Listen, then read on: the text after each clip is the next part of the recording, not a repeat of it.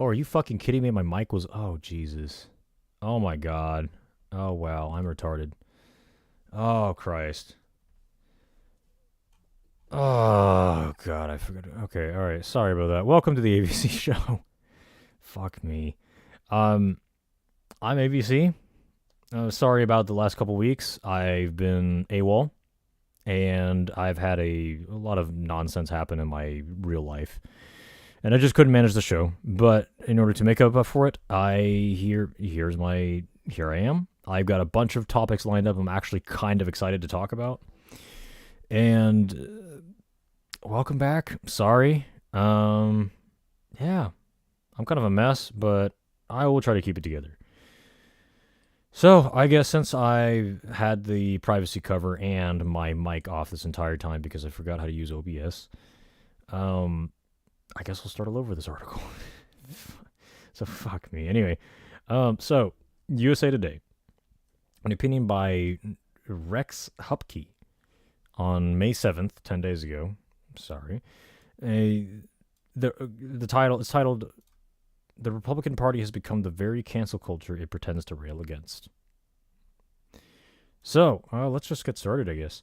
So, when Republican lawmakers and talking heads speak these days, this is what I hear. Quote, "I hate liberal cancel culture and believe in absolute free speech, but I would also like to ban and do away with or silence Disney, NPR, Bud Light, the FBI, and CIA, this big pile of books over here, M&Ms, Mr. Potato Head, college professors, any Democratic lawmaker I don't want to hear speak, wokeness, any mention of diversity, drag shows, people who defend drag shows, people who defend drag shows, any mention whatsoever of the existence of LGBTQ people, this other big pile of books here, this entire Department of Education, PBS, and Oreos.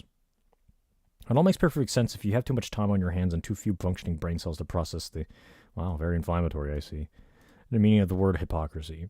And it confirms that in today's mainstream Republican Party, the party of Donald Trump and Florida Governor Ron DeSantis and Representative Marjorie Taylor Greene and former Fox News host Tucker Carlson, has become the party of cancel culture, a bubble-dwelling collection of right-wing caricatures that speak an intolerant and often conspiratorial language most regular Americans, and particularly most younger Americans, cannot understand. And it's happening all over the country. DeSantis would welcome Twitter to Florida, but not any of his woke employees.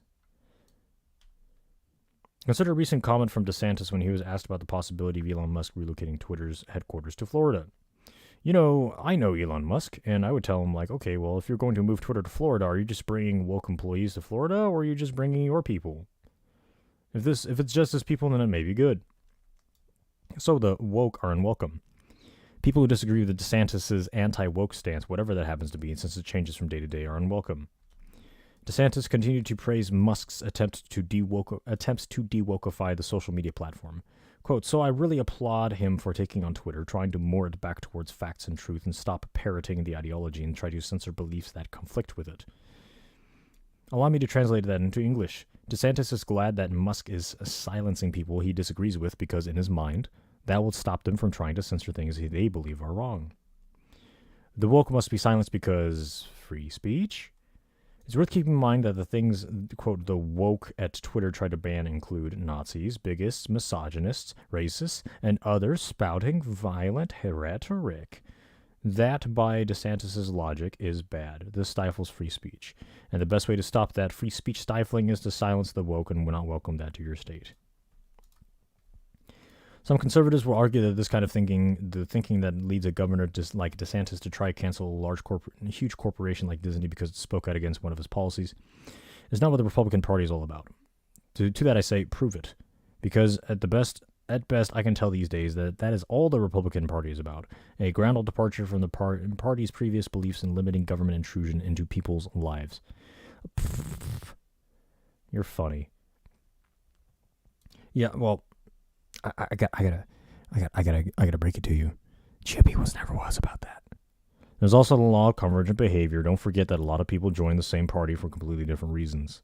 Some people join because they just hate the Democrats, even though they previously were Democrats just a few years ago. Some people join because they genuinely believe in American conservative values, whatever the fuck that's supposed to mean anymore. So, again, there's all kinds of people present in one party for all kinds of different reasons. Law of convergent behavior. Law of convergent political parties, I guess. So, how the GOP stopped worrying and learned to love cancel culture. In states like Tennessee, North Dakota, Montana, Oklahoma, GOP lawmakers are working to ban drag shows. And here's the caption for the hopefully relevant picture. Middle Tennesseans attend a rally at Legislative Plaza in opposition to legislation banning drag shows on public property in the state and any location where people under 18 could be present. Republican-led legislatures in Florida, Iowa, Utah, Indiana, and several other states have taken away a parent's right to get gender-affirming care for a transgender child. God, I don't know if you can hear my eyes roll there.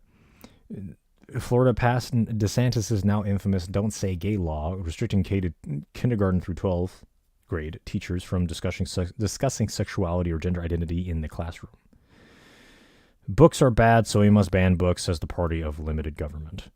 The Republicans weren't about limited government. That's called the Libertarian Party. And Republicans from high-ranking lawmakers down to small-town school board members have been banning books at a feverish pace. The non-profit free speech group PEN America studies school book bans and found that last fall there were, quote, 1,477 instances of individual books banned, including 874 unique titles, an increase of 28% compared to the prior 6 months. The group wrote in its report, quote, these efforts to chill speech are part of the ongoing nationwide Ed Scare, a campaign to a campaign to foment anxiety and anger with the goal of suppressing free expression in public education. As book bans escalate, coupled with the proliferation of legislative efforts to restrict teaching about topics such as race, gender, American history, and LGBTQ plus identities, the freedom to read, learn, and think continues to be undermined for students. Okay, here's captions. Book that are among a ban list at a rally in Tallahassee, Florida, blah, blah, blah. Books banned, censorship bad. Yeah, okay. All right, let's keep reading. The Washington Post reported that a New Jersey school board recently rejected a sociology textbook in part because the book gave a, quote, accurate description of Michael Brown, who was killed by police in 2014 as an, quote, unarmed black teenager, end quote. The book's offense, it didn't also describe Brown's size and weight or that he was scuffling with a cop when killed, apparently failing to depict the victim as threatening enough. Yeah, well, people are fucking biased. Like, does this really shock you? So, cancel culture, as traditionally, at least the past few years, has been associated with the left, progressives, quote-unquote liberals, even though anyone who stood to the left of the king were liberals. We are all fighting for the throne. We all want to sit our fat kingly asses on that throne, and we're going to silence anyone who stands in the way of it, except me, because I don't give a shit. I don't even care to be on the throne. Now, whenever one party censors the other, well, it's part of the struggle. So, obviously, the quote-unquote Republicans, as assuming they're even a cohesive group of people, which they are not, by the way, majority of them just censor things that they don't like at an emotional level without really thinking about, okay, well, in terms of absolute free speech, yeah, okay, censoring this is indeed a form of cancel culture coming from the right instead of the left, at least in the purview of the United States. Now, at the same time, I must ask you, okay, so I don't know if you know what ESG money is. Clearly you don't, and you don't understand what the Republican Party is about. You don't understand what the Democrat Party is about. You don't know the history behind them, obviously. Now, I must ask you, is it really free speech if, let's say, my show was somehow like a television company, and I've been either strong-armed or bribed or offered money from the government to say X, Y, Z.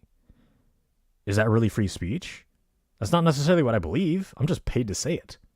So I take the money and I say, okay, yes, Uncle Sam, I will say whatever you need. Just make sure to keep the paychecks fat. And Uncle Sam says, yeah, buddy, that's the deal. Is that really my idea anymore? Is that really free speech anymore? I personally would say no. I would say that's an expression of the government. So, with the premise of ESG incentives in place, Do you really think that the all these woke businesses we just listed, just to review, I'll say it all again. Disney, NPR, Bud Light maybe, FBI and CIA, obviously, government, M&M's, Mr. Potato Head, college professors, Democratic lawmakers, wokeness, drag shows, sort of. Department of Education, PBS, Public Broadcasting Service, NPR, National Public Radio, Oreos, Nabisco. If they're being paid by the government to say something, is that really their opinion anymore? Is it really free speech? Does the government have the right to free speech? Everyone knows what the government narrative is. They already have that right by default because they have the monopoly on violence. If you don't like what they have to say, well, you could either just like fuck off or, I don't know, stare down the barrel of a police officer or soldier's gun. So it's no one really values free speech at the end of the day. No one values it in an objective sense because other people, the people who don't like you, will utilize their right to free speech to say things, to slander, libel, and destroy you and poo-poo you. No one wants to deal with that. And if not for the individual, well, that's what a party would do, or a group of people, or a politically active population will do to the other oppositional group, person, or party. This is just a classic crabs in a bucket, really, if I think about it. Or maybe monkeys up a banana tree. They just keep pushing each other down, and eventually no one gets bananas. So no one really values free speech. And another crucial question, I don't even have to fucking read the rest of this article. I already know where it's going. So why does free speech even matter if no one really gives a shit what you have to say? For the most part, people really don't care about this stuff. Unless it's about, quote-unquote, sex ed to their younger children, which, like 14, 15, 16... I know I've touched about this real quick, but I guess I'll touch on it again. So my opinion on that is that if the children are of, pubescent age, 14, 15, 16, yeah, they're going to start getting horny. You need to teach them about... And they already know about sex. Let's not fucking pretend. On the other hand, any younger than that, they probably still they know what sex and porn is. I found out about what that is at a younger age. My parents really tried their best. They did all that they could to prevent me. And whether or not you think I came out okay, that's kind of up to you to decide. I think I did, for the most part. So, with that all said, why are you deliberately trying to educate children younger than 12, let's say, about human sexuality? Yeah, okay, it raises some eyebrows. So the supposed argument, the narrative is that, well, okay, we need to cater to this less than 2% minority of children who might actually have, I don't know, some gender identity problems, put as broadly as possible. Okay, sure. Now, what you're instead doing is that applying this policy to protect the 2% over the 98%. So I don't know what fallacy this is called, but this is basically prioritization of the minority, the slim minority over the majority, which law of convergent behavior may be exercised as a form of power play. Oh, we must elevate this small sub minority of children in school to have special accommodations and then fuck all the rest of the kids. And it's completely inappropriate for the 98%, and when we must prioritize over the 2% because the 2% are more likely to kill themselves or whatever. And it's just it's silly if you ask me. So, with that said, do I necessarily have anything against these 2% kids? No. However, I know a certain group of people, you know who you are, will decide that I am making an inflammatory statement by stating that, okay, well, the needs of the 98 take precedence over the needs of the 2. So, what is the solution to this? There is none. There's no way to reconcile two fundamentally oppositional beliefs that don't really want to reconcile. Why? Because they're two different groups that are fighting over the scarce resource of government money, really. It's just another race to the bottom to scrounge as much welfare money as possible, and it's just sad, but that's just what America is now. Land of the free, home of the brave, right? Am I right? So I thought that was the most interesting article I could think of. Let me know in the comments what you think, and we will continue. We will keep trucking along. Oh God, what the fuck? Oh, fuck you. All right, this one has a paywall, so we're not gonna read it. Sorry. Let me see if I can copy and paste this real quick. Wow, look at all these fucking news articles. They just copy and paste. Are they even the... What? Oh, man. Okay. All right, here's a free version. Okay, so bans on transition care for young people spread across the U.S., which goes back to my 2% versus 98% analogy. So, quote, 10 states in the past 3 months have passed laws prohibiting what is known as gender-affirming care for young people. I'm getting loaded words here. And rapid efforts by Republican lawmakers across the country. The laws ban or significantly limit the use of puberty blockers, cross-sex hormones, and transition surgery for people under 18. Last week, Indiana and Idaho become the most recent states to pass bans. Before the year, just 3 state legislatures have enacted full or partial bans. In addition to the 10 signed into law, bans have passed for at least one chamber of 7 more state legislatures on the path toward enactment this year. Florida's state medical boards also issued a rule last year prohibiting doctors from offering gender-affirming care to new patients under 18. Though not a law, the decree has the same effect of ending care. 2 more state legislatures, Oklahoma and South Carolina, have successfully pushed major hospitals to stop providing gender-affirming care for minors by linking the care to use of public funds.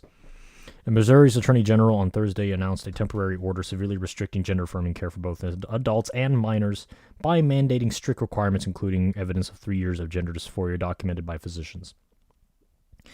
It is set to take effect on April 27th.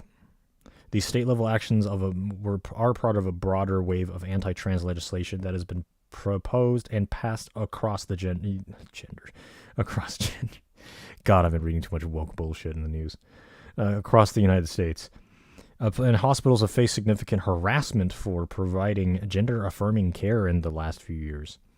Republican state legislatures have called gender-affirming care experimental and harmful and say that children are not mature enough to make permanent decisions. Major medical organizations in the U.S. support this care, however. And opponents of the ban say they infringe on the rights of young people, parents, and doctors, and pose significant mental health risks to a vulnerable population. The ACLU of India filed a lawsuit on April 5th after the governor signed a ban on gender-affirming care into law. Families have sued in Florida, and advocates in other states have signaled their intent to sue. Court injunctions have temporarily stopped bans that were passed in previous years in Alabama and Arkansas. In some states, teenagers already on medication for gender dysphoria will be permitted to continue treatment indefinitely or taper off until a set cutoff date. In states that have passed bans without exceptions, minors taking puberty blockers or cross-sex hormones will have to travel to another state or stop treatment entirely. All 10 bills passed so far would permit hormonal therapy and genital surgery for reasons other than gender transition, such as surgery for children with ambiguous sex characteristics or hermaphrodites, or puberty blockers or those experiencing early puberty. There's continuing research in the United States and Europe about the risks and benefits of gender-affirming care for young people. But the American Academy of Pediatrics and the American Medical Association have urged states to not interfere with or limit care, pointing to evidence that suggests that allowing adolescents access to this care can reduce depression and risk of suicide. At best. Minors also need parental consent in states where they can get hormone therapy. Some doctors have voiced concerns about how and when adolescents should receive gender-affirming care and joined an open letter last month opposing the bans. There's consensus in the field among these signatories that gender-affirming medical care is important and beneficial for many transgender youth, the letter said. The bills have moved through GOP-dominated legislatures and have been signed into law by Republican governors in 9 states so far this legislative session. In Kentucky, Republicans overrode the Democratic governor's veto. In signing this bill, I recognize our society plays a role in protecting minors from surgeries or treatments that could irreversibly damage their healthy bodies, Governor Brad Little wrote on signing Idaho's ban last week.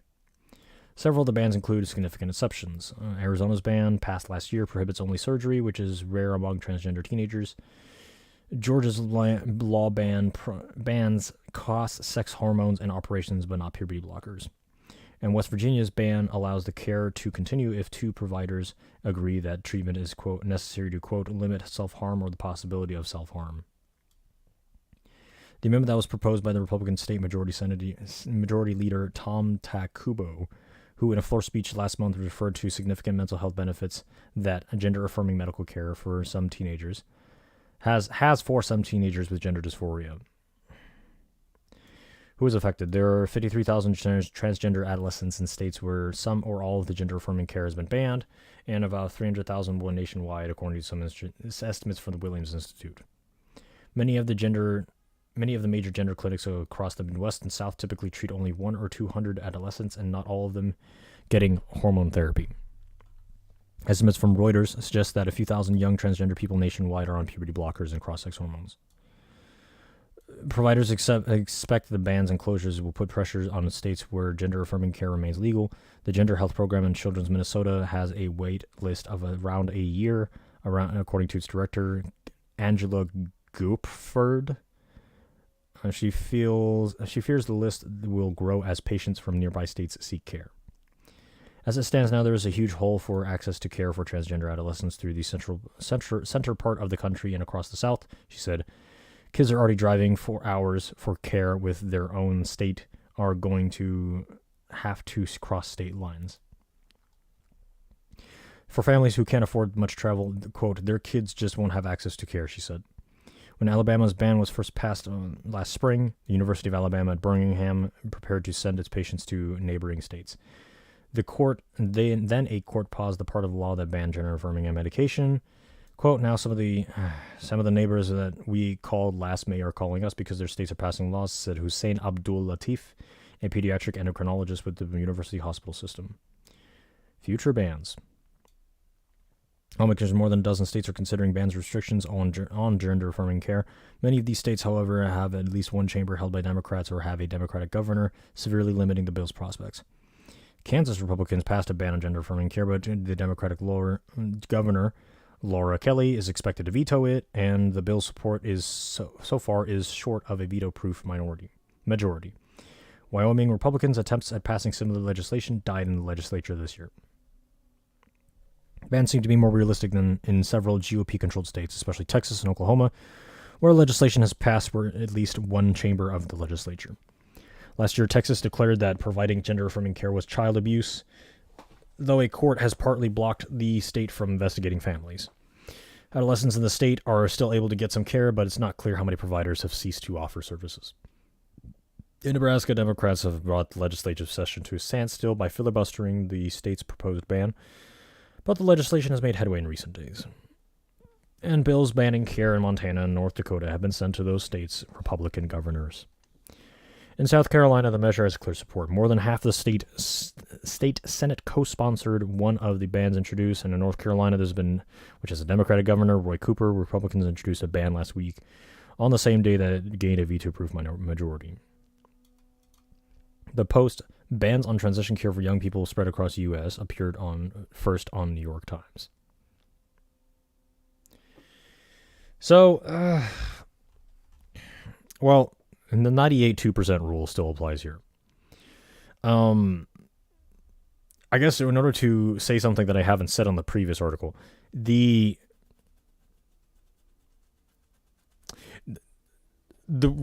ultimate solution is the magical gender bending machine, where transgender people can get exactly what they want, which is a fully functional body of the opposite sex. And that would pretty much solve all of the problems that we described here. But because of that lack of technology, there's two approaches to someone, let's say a child who expresses a desire to be the opposite sex. You could one, just tell the child, okay, well, you're born a girl, so you're going to stay a girl. We don't care what you think. You can do whatever the hell you want. You can be a tomboy, you can be a lesbian, we don't care. But no transgender, because transgender bad. The other argument is that, okay, you are a girl, you want to be a boy, so let's upturn your entire physiological development with all the risks in mind, constantly either aware of them or not, And you go, girl, you slay because you can be a man now and transgender good. So in most cases, I think there's a lot more political momentum to push in the anti-progressive or quote unquote conservative approach to the issue. But more fundamentally, let's look at it at like a philosophical level. So it's kind of a really wacky question. Okay, what is you and what is your environment? So the very basic, and dare I flex my biology again. So the essence of an organism that is evolving is to adapt to the environment. That is by definition an evolutionarily fit organism. So what do you define as your environment? What do you define as you? Are you just your mind, the abstraction of the information that is currently going on within the 19 to 22 billion cells in your brain? Or do you find you as your body? And your body is the you in the environment, being the political environment around you. So if you can define, okay, let's say let's say in some wacky world, okay, well, I wish to be female, even though I'm biologically male. I could, theoretically, manipulate my body to affirm this quote-unquote female identity within me. Or I could manipulate the environment around me through lots and lots of energy-intensive force to acknowledge me as a feminine creature or female. Like the emperor's clothes, right? If I have so much force, I can just basically bullshit myself into forcing people to declare, to see me as Miss AVC. So, and of course it could go both ways. I know for some reason male to female transgenders get a lot more attention, scrutiny, than the other way around. Mainly because of gynocentrism, really, now that I think about it. Also because of a sense of for men, for at least for male critics of male to female transgenders and transgenderism, is mainly gynocentrism, simp mentality. Oh, we must protect the whammons from these male invaders because they are role playing as women. And I hope she sees this, bro. And on the other end of it is for women, like TERFs, for example. They're all about feminism and gender equality until all of a sudden transgenders come into the equation. Oh, no. We want equality for us, but not for transgender people. And then the response is, ironically, again, the progressive response is, okay, if men and women are equal, then why do you have a problem with this? And then the TERF response is, special pleading. So it's just, I don't know who to really side with this. They're both fucking stupid. As I guess uncertified libertarian, the only policy I could really go with is that you do whatever the fuck you want, just don't do it on my tax dollar. Which is a kind of an expression of self-interest and not genuine concern for the quote-unquote transgender community. So, how do you reconcile this? So you have two different groups of people. So you have the conservatives, who are, again, probably giving the best answer for the majority of children, young people, young adults, aging adults. And at the same time, this group, the more conservative groups, would not really take any adult. They're just opposed to transgenderism as a whole. The left are going with the 2% over the 98% policy, which I'm sure there's some kind of more formal name for the fallacy, but I can't think of it because I'm stupid. Now, I'm interested in transgenderism in the aspect of it is a desire to evolve. If you see your body as you equals your body, well, changing your body is a form of evolution, isn't it? That I can see the evolutionary, from a biological standpoint, I can see it's not surprising that humans, a small percentage of humans might actually be interested in that.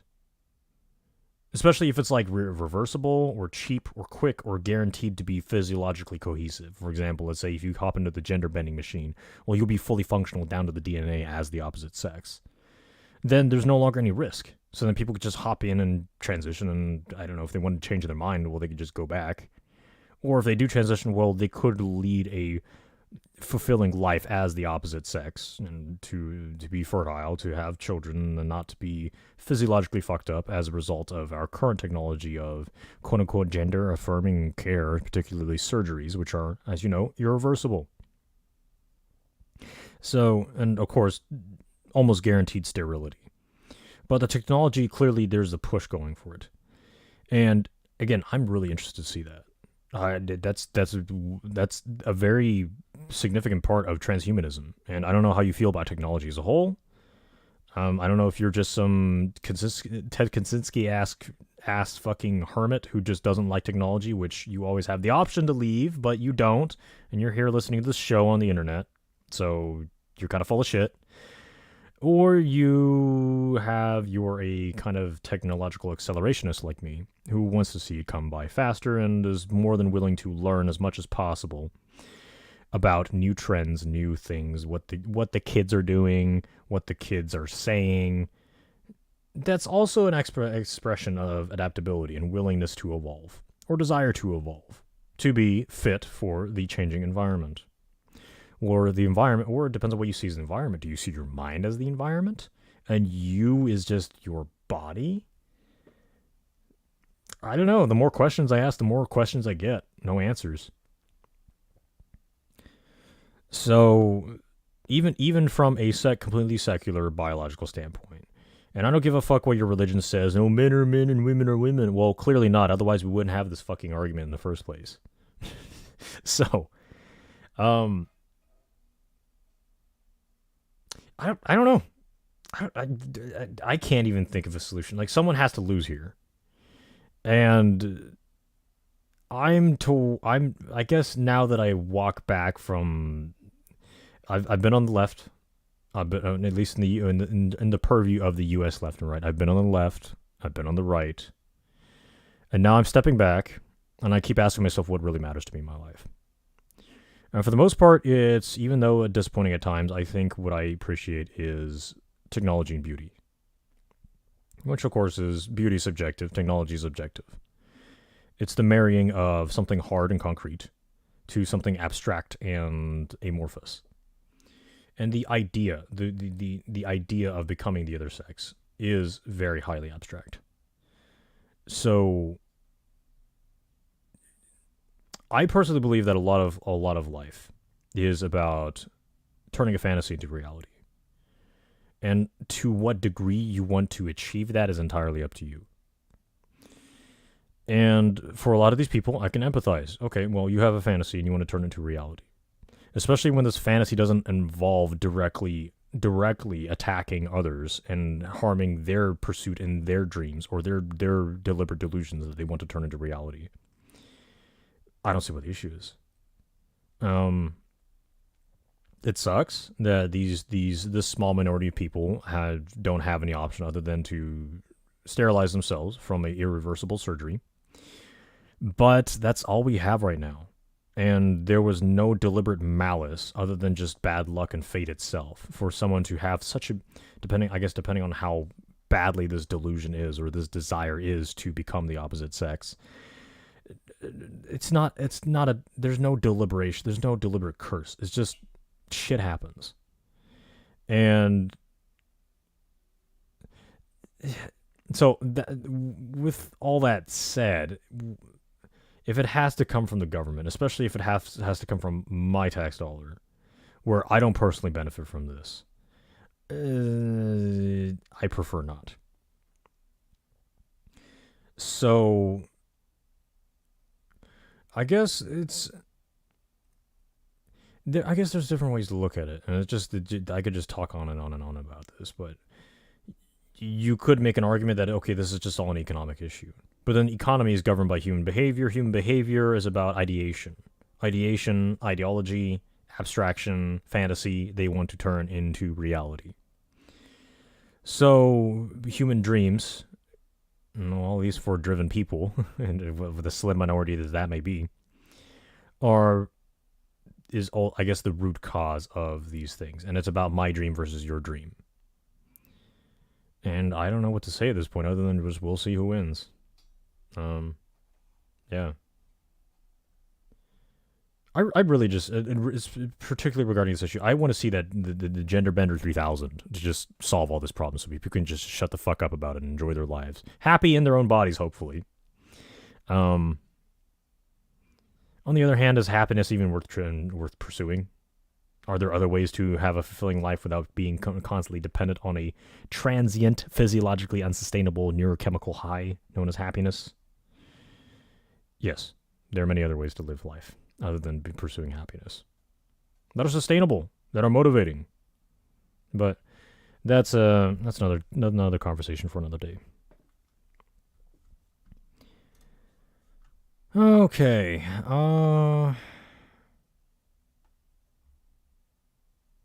So, okay, I looked briefly through this article. I think the only thing that really stuck out to me is that, okay, well, this person said, quote, a few years ago, I have described transgender people as a small minority of men suffering from a rare and difficult dysphoria. I would have said that they deserve to be treated with respect and dignity and permitted whatever medical treatment that they desire. During the pandemic, my adult daughter declared herself to be transgender, and now my answer is more complicated. Many people assume that parents who question their child's trans identity are doing so because they don't accept trans people. In reality, many of us are questioning it because we've seen drastic changes in our child personality after they declare a trans identity. This includes extreme sensitivity to criticism, worsening anxiety and depression, and complete withdrawal from the family. These changes are occurring regardless of whether the family is accepting of the child's new identity. Last year, I joined a support group of parents of youth with rapid onset gender dysphoria. Oh, God. Within the group, all of us are well-educated, non-religious, middle to upper middle class, and progressive politically. We harbor suspicions about the origins of our kids' trans identities, which, okay, skepticism, that's good. So honestly, I'm surprisingly approving of this opinion. We all harbor suspicions about the origins of our kids' trans identities. Most of us have biological daughters who suddenly declare themselves... Okay, here's a pattern here. So biological daughters who suddenly declared themselves trans between April 2021 and September 2021. After increased use of social media. All of us desire a relationship with our trans-identified kids. Most of us have been cut off by them. Some of us don't know if our adult children are now homeless. I have been living with that uncertainty for 2 years now, and it's excruciating. Oh, moms worry. What the fuck are you going to do? I find solace in writers like Stoic Mom and Substack. Stoic. Get the fuck out of here. At work, I have to keep my pain a secret lest I be seen as a critical of the rainbow community. Also, you work at a woke shithole. Oh, God. Having studied ideological movements back in graduate school, I believe that the current trans movement is a decentralized extremist ideology. Law of convergent behavior. Do I need to repeat myself? The difference is that people are expected to object when their child joins an extremist group, but asking why a child suddenly wants to change their name and harm their own body is seen as a cause for estrangement and social rejection. Ideological movements dissipate as the culture shifts, so will the current trans movements. Until then, many people and their families will have suffered tremendous physical and emotional harm.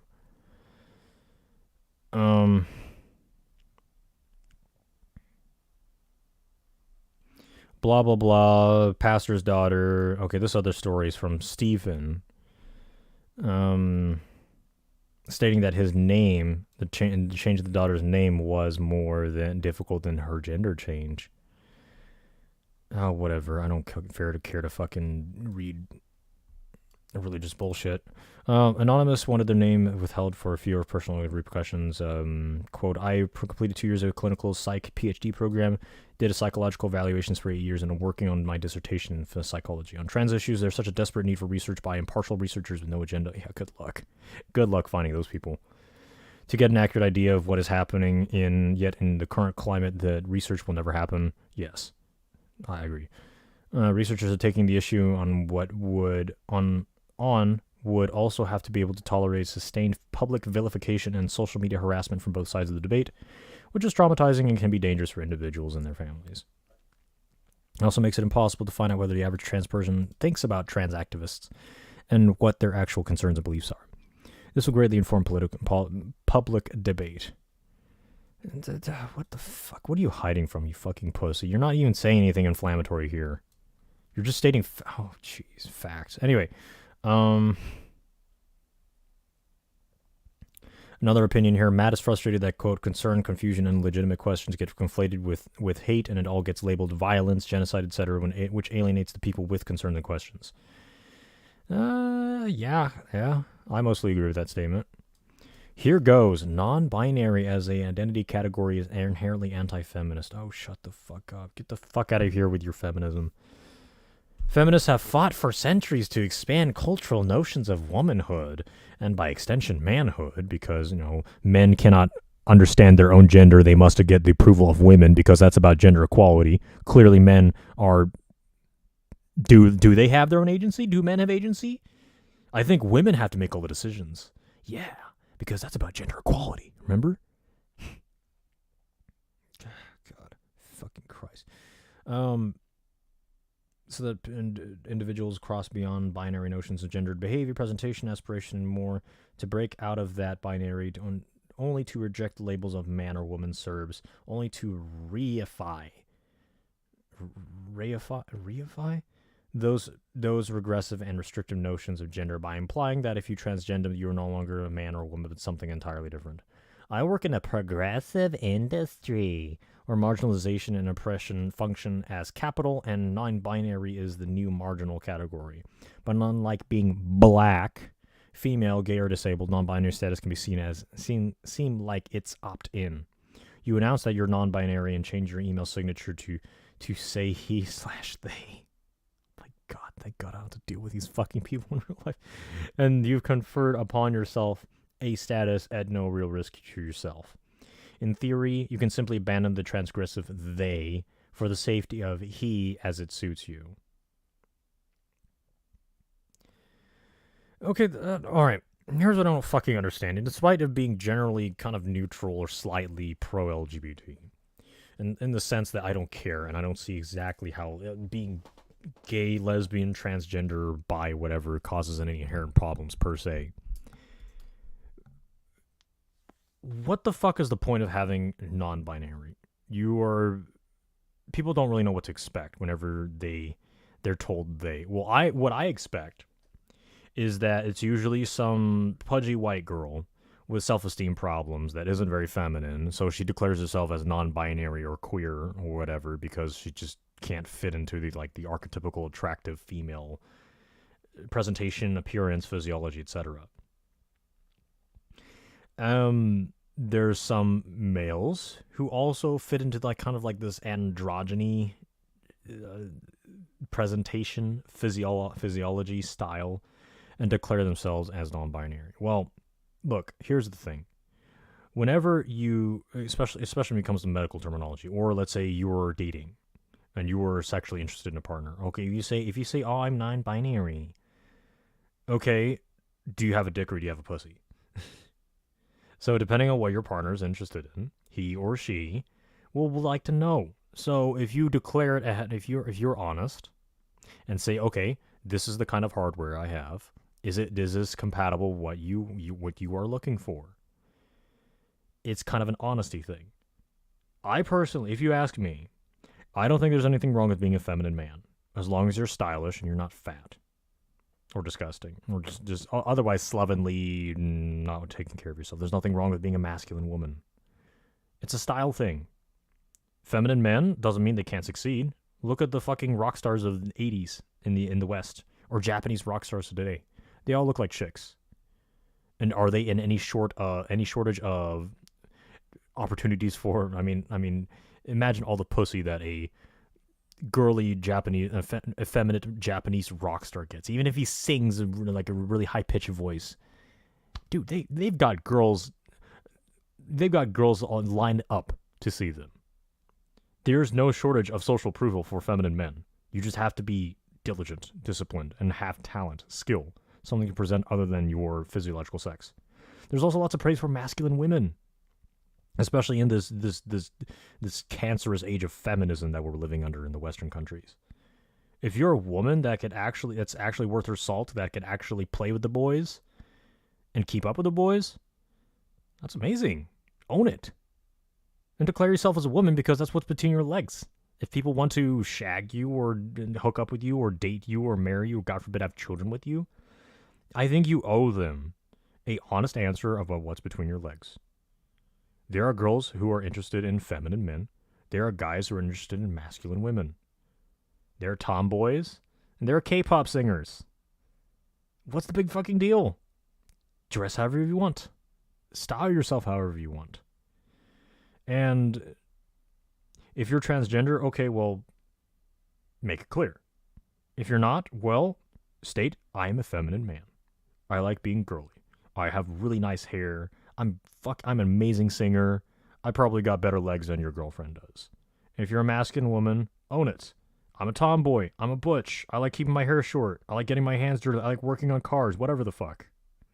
So this is just more about, I think it's as much a confidence issue as it is kind of some kind of abuse of the protected class status of LGBTQWERTYUIOP, transgender, etc. And yeah. With that all said, do I quote unquote respect the identities of non-binary people? No. Fucking grow up here. Own your inability to fit gender norms and be your own fucking thing. Life is too short to just try to reinvent the wheel with a shittier wheel, which is your they pronouns. Like, oh my god. Anyway. And I guess here's some rebuttal from a quote-unquote mildly non-binary trans perspective from AN. Quote, people really need to realize that some of us, that this is an existential issue where our vital interests are at stake and in some cases are under attack. The fight or flight instinct may be a factor in the tone of commentary on trans issues from trans people. A lot of the commentary is problematically focused on whether transgenderism is compatible with someone's pre-existing ideological or theoretical commitments about gender. A friend once tried to convince me that an argument by a philosopher proves that transgenderism is impossible. Oh, that sounds like a fucking opinion there, bro. But theory has to bend to reality, not vice versa. Reality-based discussions of trans issues begin with talking to real-life trans people and clinicians who work with them and have learned how transgenderism presents in the concrete. Transgenderism is not a political statement, bullshit, but a complicated issue that can destroy someone's life if handled badly, also true. Grasp the reality and theory will fall into place. Okay. Yes? But what the hell does non-binaryism has to fit into this? So I can imagine a very, very small percentage, probably a percentage of the minority of people who are declared, I want to be the other sex,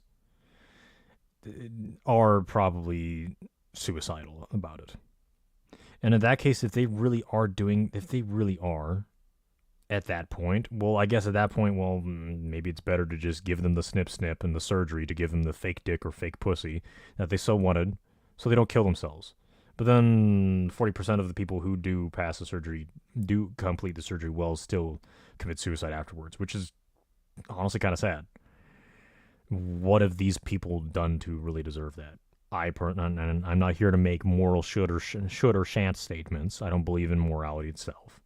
I don't believe in right or wrong, but in my code of conduct, I think that's a bit of a shame.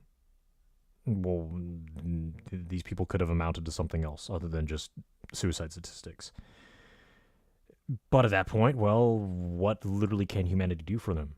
Even with the money, even if they somehow won the wonders of the lottery and had all this money to just turn themselves into the opposite sex, would that really solve their problem? The answer is no. So at that point, well, we literally tried everything we could. And when you've tried everything, morphic implementations will result. But yeah, the should question is irrelevant. Nobody gives a shit what should be, what shouldn't. Nobody cares about your fucking morality. The only thing we're fighting about is what is. And what is what gives you the means to achieve what should be. So your shoulds, your imperatives, your dreams are primarily for you. No one can really understand them as well as you will. And your expressions of, whether it's through your body or through your artwork, through your business, through your life, those are all your creation as an artist of your own existence. And I understand lacking the tools to achieve the art you, excuse the Twitter hot take, as a artist of many disciplines. I'd imagine it really sucks when you don't have the tools to achieve the artwork you want to create. But then now the onus is on you to find the tools and create them. So,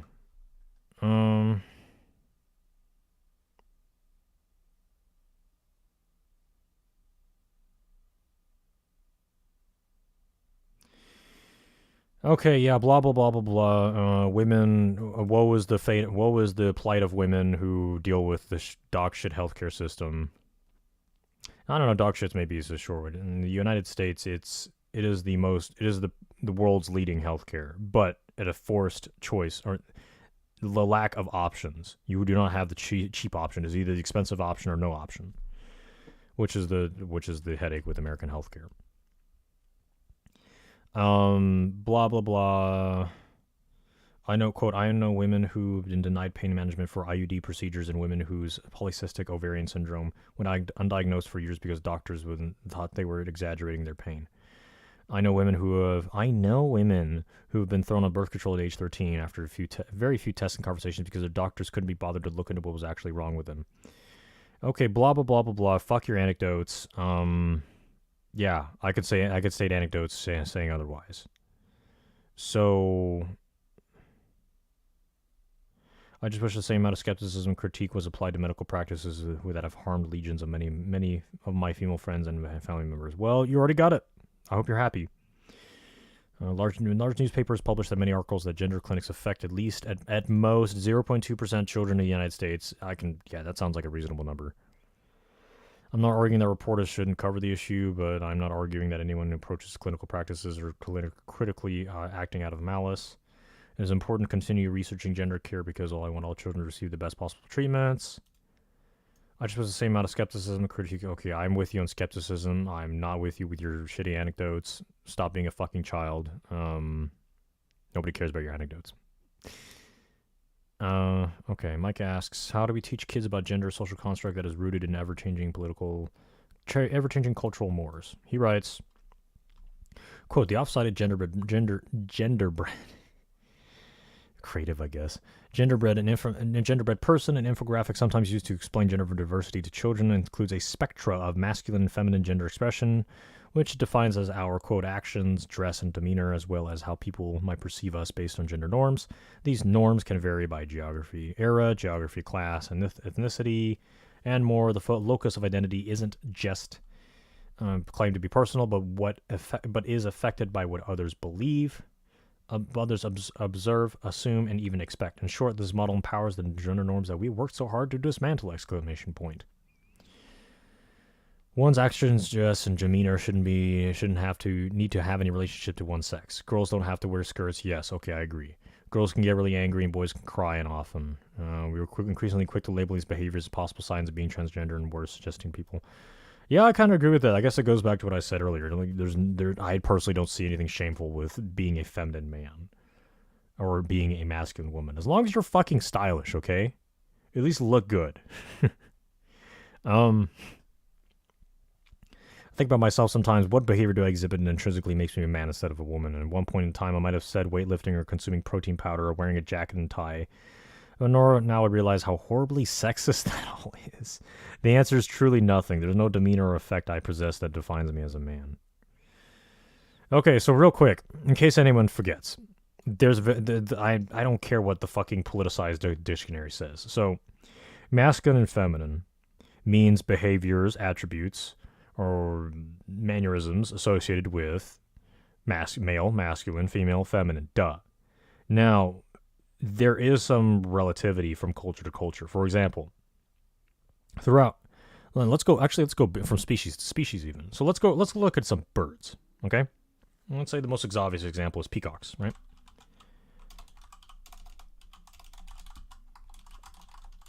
So male versus female peacocks.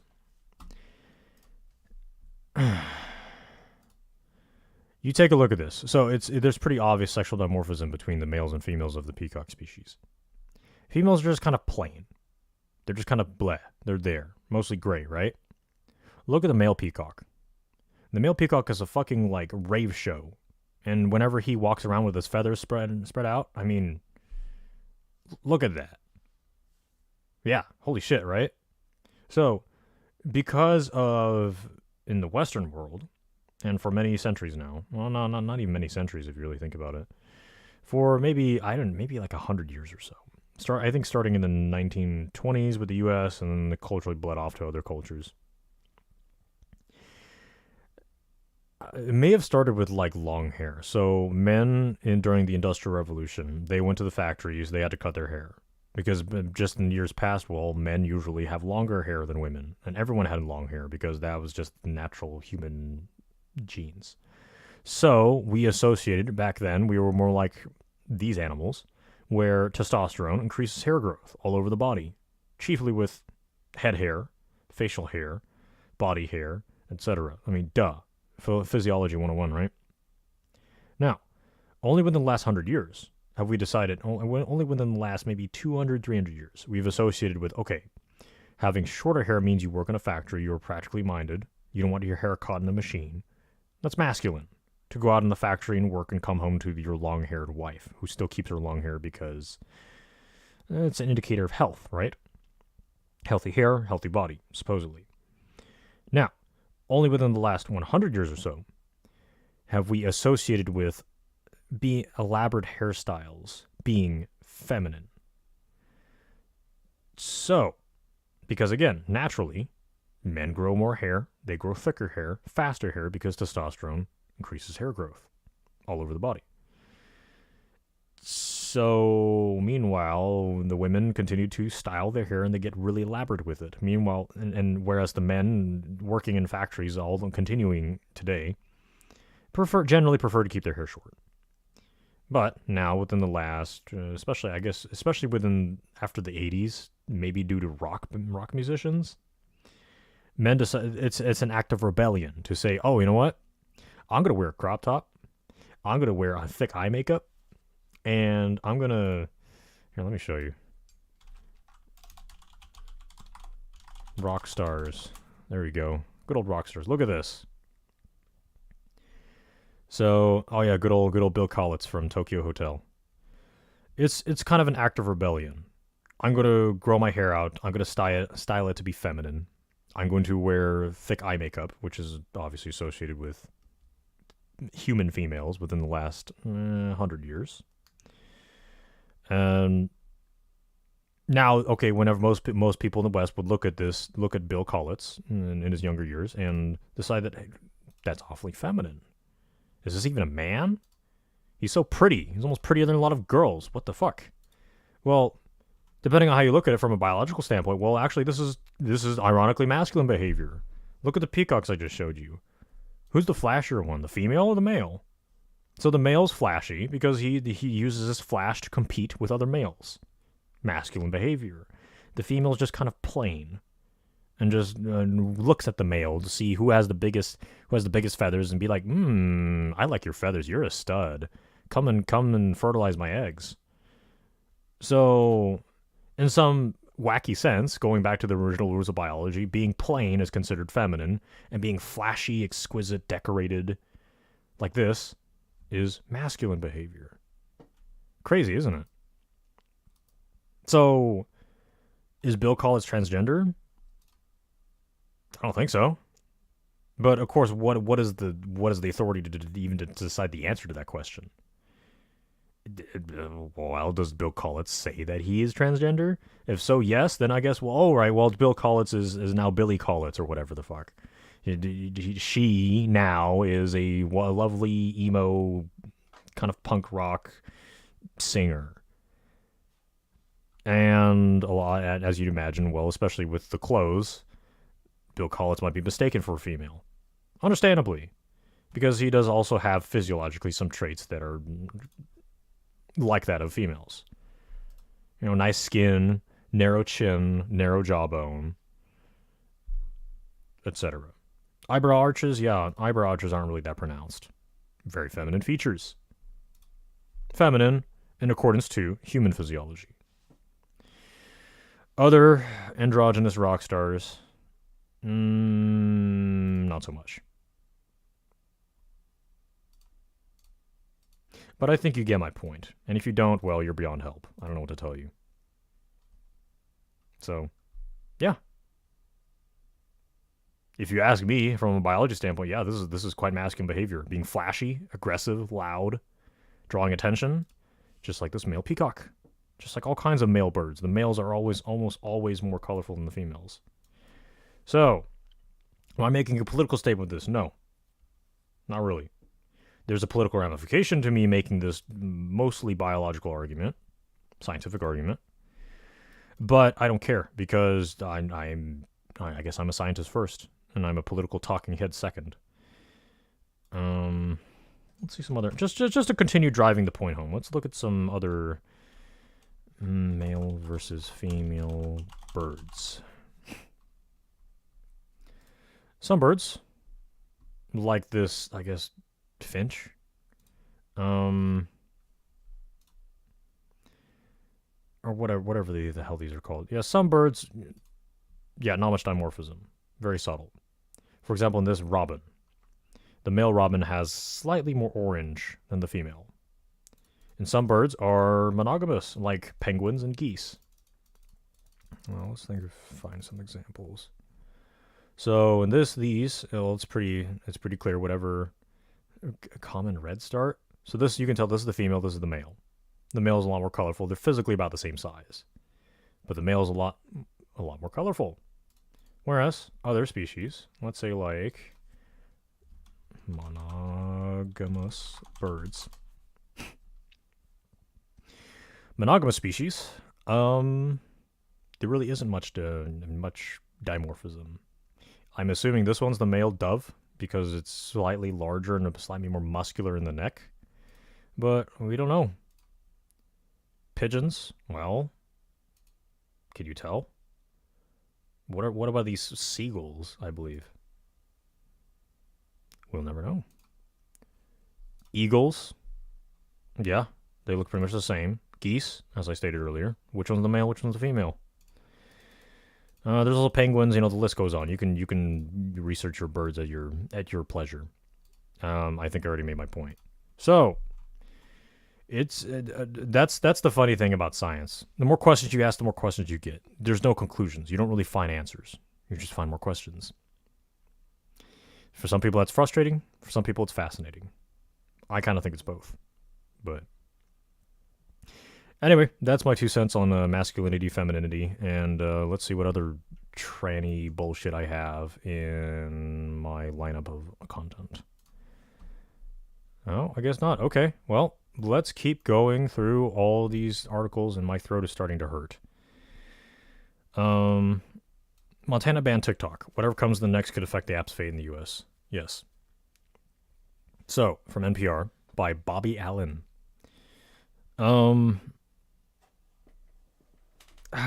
So, I don't see the point of reading this. If they can prevent you in China from accessing Google, it's the same thing. So, and of course, Apple and Google can prevent Montana residents from accessing TikTok. So, okay, all right. So, there's actually a lot going on here. So, so this sounds like a sanction war. So China has, at least with this particular paragraph here, quote, if they can prevent you in China from accessing Google, then that's the same thing. So, of course, Apple and Google can prevent Montana residents from accessing TikTok. Which is just stupid because, I mean, first of all, there's VPNs. You can set a VPN to a different state in the US and then still access it. Just like how people in China use a VPN to access American web services like Google. Yeah. If any of these, and if anyone above me is listening, I think this needs to fucking stop. What the hell is TikTok doing? You banned these. Why? Why are you banning TikTok? And I'm not saying this because I personally think TikTok is fucking obnoxious. It is absolutely a force for those with an shorter attention span to continue shortening their attention spans. And these people aren't really going to be learning or enriching themselves anyway, intellectually. So TikTok is just another expression of business. If you are going to choke the free commerce between countries, international commerce, then you are moving towards more a mercantilistic or economically isolationist policy, which what good does that do for anyone? The United States is completely dependent on foreign labor, foreign materials, foreign manufacturing to prop up their standard of living so that they can enjoy a service-based economy. If you stand in the way of that, well, you're playing with fire, in my opinion. And isolationism has done nothing for Asia from 1500 to 1800, other than put them at a huge disadvantage to be competitive with the rest of the world.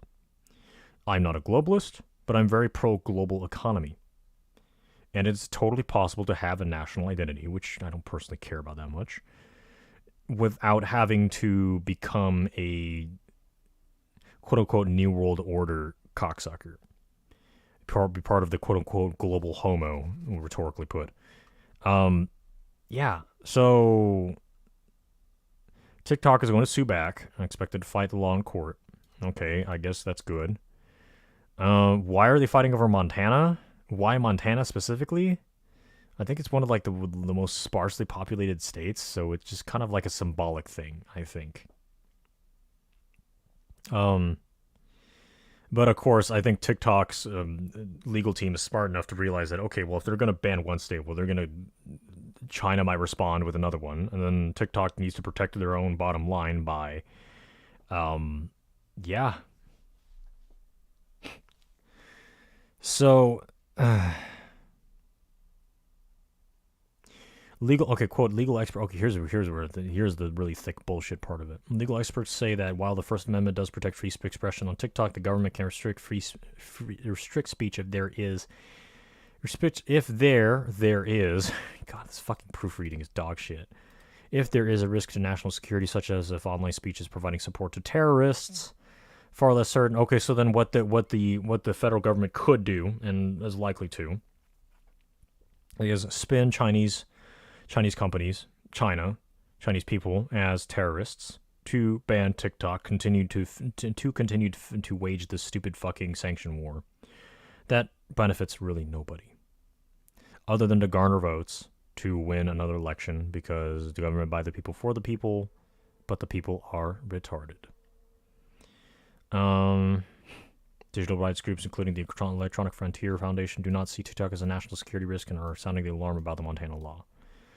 This unconstitutional ban undermines the free speech and association of Montana TikTok users and intrudes on TikTok's interest in disseminating its users' videos. The organization said in a statement it's a blatant violation of the First Amendment, whether it's done by Congress or Montana. This won't protect Montana's residents' private data. Companies will continue to harvest and monetize personal info and make it widely available to purchasers, thieves, and foreign actors.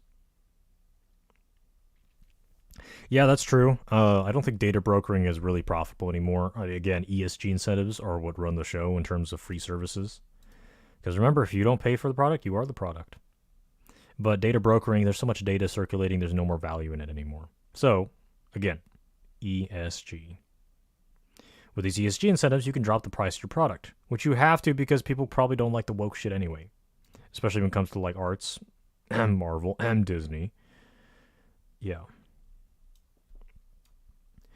On Wednesday, he added the ban that would include to quote all social media applications that collect and provide users' personal information to data or foreign adversary or person or entity located within a country designated as a foreign adversary. So here's the drawback whenever you ban data brokering. So first of all, everyone's spying on everybody. As long as there's internet, as long as there's travel, everyone knows what the fucking foreign countries are up to. Everyone knows what's going on. Who are you fucking fooling by quote unquote protecting national security? That's just a fucking joke at this point. Second,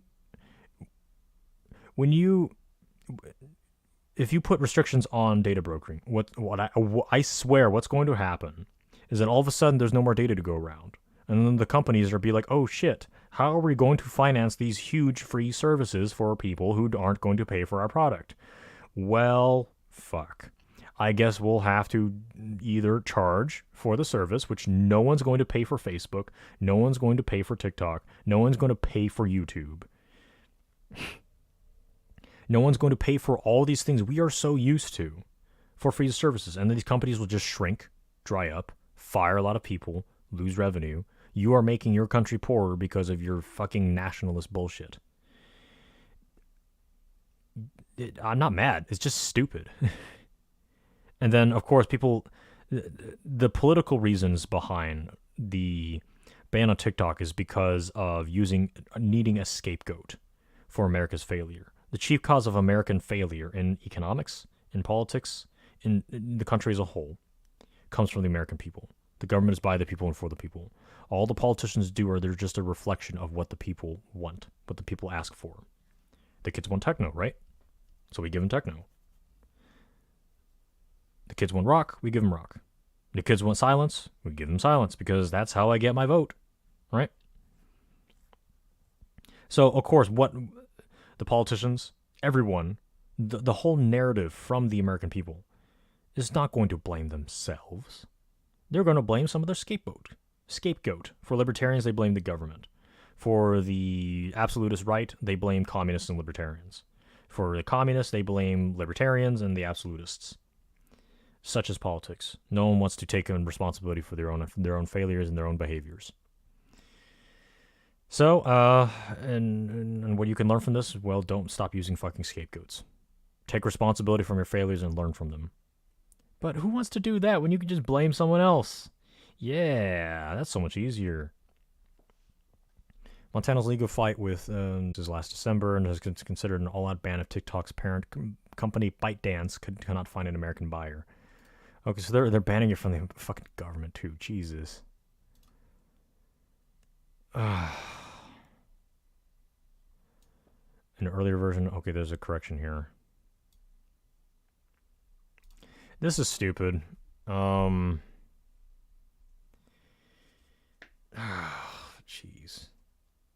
Yeah, whatever. Okay, this is kind of a philosophical one. So, from Business Insider, some person says, quote, "I've been a UPS driver for almost a decade. Having the same routine every day is soothing, and I love that no one tells me what to do." They apparently said they love being by themselves during the workday and having the same routine. Okay, so anonymous writer, blah, blah, blah. First, quote, "When I started at UPS, I had to prove I could drive stick shift." Yeah. Driving skills, learning to drive manual is definitely something that Americans could really learn from. Quote, "I've spent 9 years driving for UPS, and most of the time I really like it. Other people might get bored doing the same thing and being alone for 10 hours every day, but that's what I like most about it. To each their own desires. One man's torture is another man's pleasure." I had a pretty typical experience of getting hired at UPS. I worked there for 3 months. Then there was a hiring freeze in October in that calendar year. There wasn't any work for drivers who weren't already hired, so I came back from the winter season. Once I proved myself in the winter season, I was hired. I was an hourly worker. Okay, blah, blah, blah. There's a lot of pressure to be on time. We have next day air service and guarantees your package will be delivered by 10:30 a.m., which can get complex for drivers. You have a ton of air service packages. It can be hard to make sure that you get it done in the first hour or two of your shift. There's also the stress of knowing how to drive a vehicle that big, like when you're allowed to park it and whenever it'd be safe.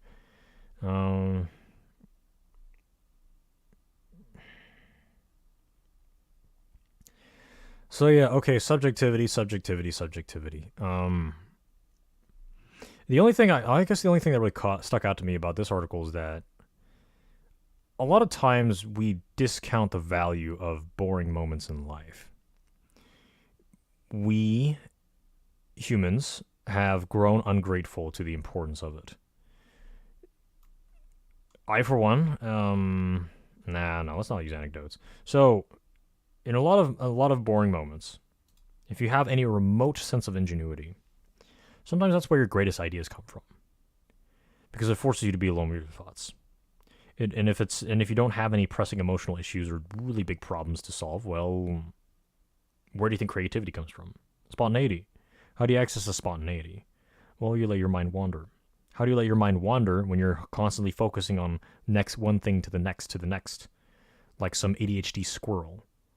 Which goes back to another point I was talking about, I may have talked about, is that ADHD for the most part, and especially in this day and age, alongside the constantly moving target of what is defined as ADHD, is a trained behavior. And people don't admit that because they don't want to lose. They don't want to lose the, I guess, the get out of jail free card to snake their way through school. Which, I mean, fucking the education system's bullshit and fucking dog shit. But anyway, yeah. So there's privileges that people gain from declaring themselves as ADHD or quote unquote mentally ill, at least now. And yeah. So being able to be bored, or even better, knowing how to entertain yourself whenever you're put in a boring environment, is a really, really great skill to have. It is probably one of the best things for creative thinking. Which, and you may have heard that, okay, well, necessity is the mother of innovation or whatever. Yeah, the necessity to find a way to entertain yourself while life is boring, in the boring moments, to have the resources in your mind to create something entertaining. Creativity. Do you not value that? Then embrace boredom. Make time in your day to do something asinine, mundane. Clean your house. I don't know, walk. A lot of people like walking their dogs because it's just kind of boring. You walk the same route, you do the same thing. It gives you a little bit of exercise. It dilates the blood vessels in your brain so you can think. You remove yourself from all the distractions. You don't, preferably not listen to music. Or you can listen to an audiobook and just enjoy the book. There is value in mundanity. No matter what you do in life, there's always something mundane you have to do. Whether you're a celebrity or you're just some fucking schlub working at a retail job for minimum wage. So,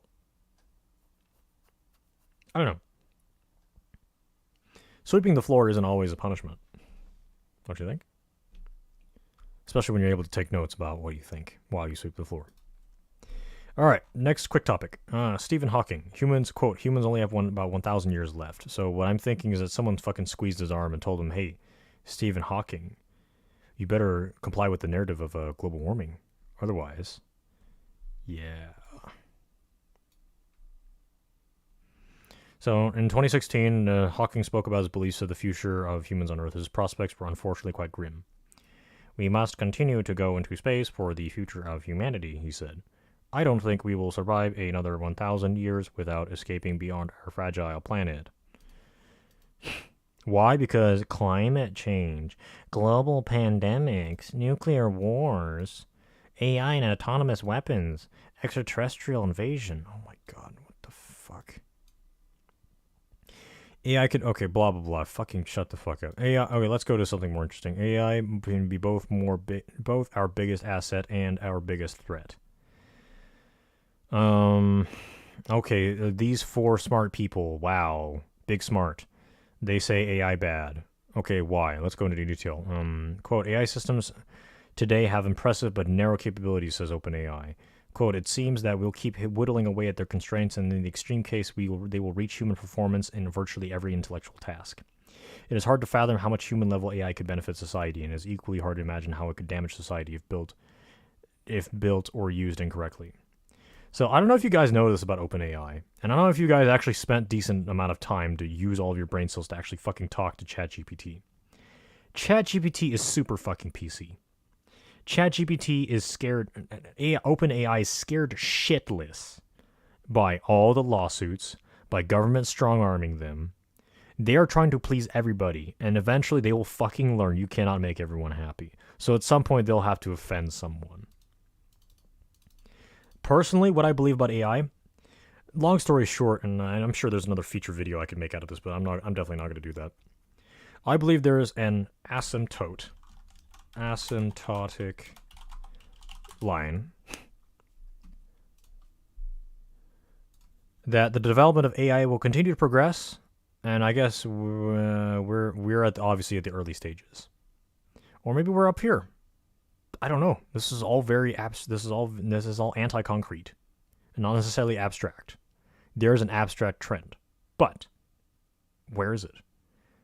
So, what an asymptote is, in case anyone here didn't pass high school algebra, it is a line that goes up to the point and gets infinitesimally closer and closer and closer to the point where it's so damn close it's unrecognizable, but never surpasses it. So whenever people say, "Oh, what if AI is smarter than humans?" and oh well, I'm scared. How? How do you make a system more intelligent than you when you don't even know how your own intelligence works? How will you make a system more intelligent than everybody if you don't know how to accurately define intelligence? What is intelligence? Some say it's adaptability. Some say it's computational capacity. Some say it's just a number of transistors. We already have supercomputers that already have a larger number of transistors than if you would somehow accurately compare transistors in a array of computer chips or processors compared to the number of brain cells in a human brain. We've already long surpassed that. So then why aren't these computers quote unquote smarter than us? How do you define smart? Does smart mean simply the amount of information you could fetch at a drop of a hat? ChatGPT is already smarter than people.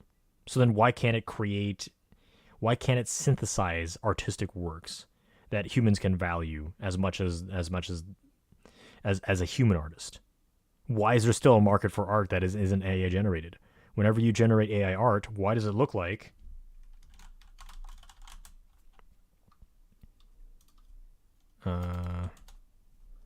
why is it all fucky?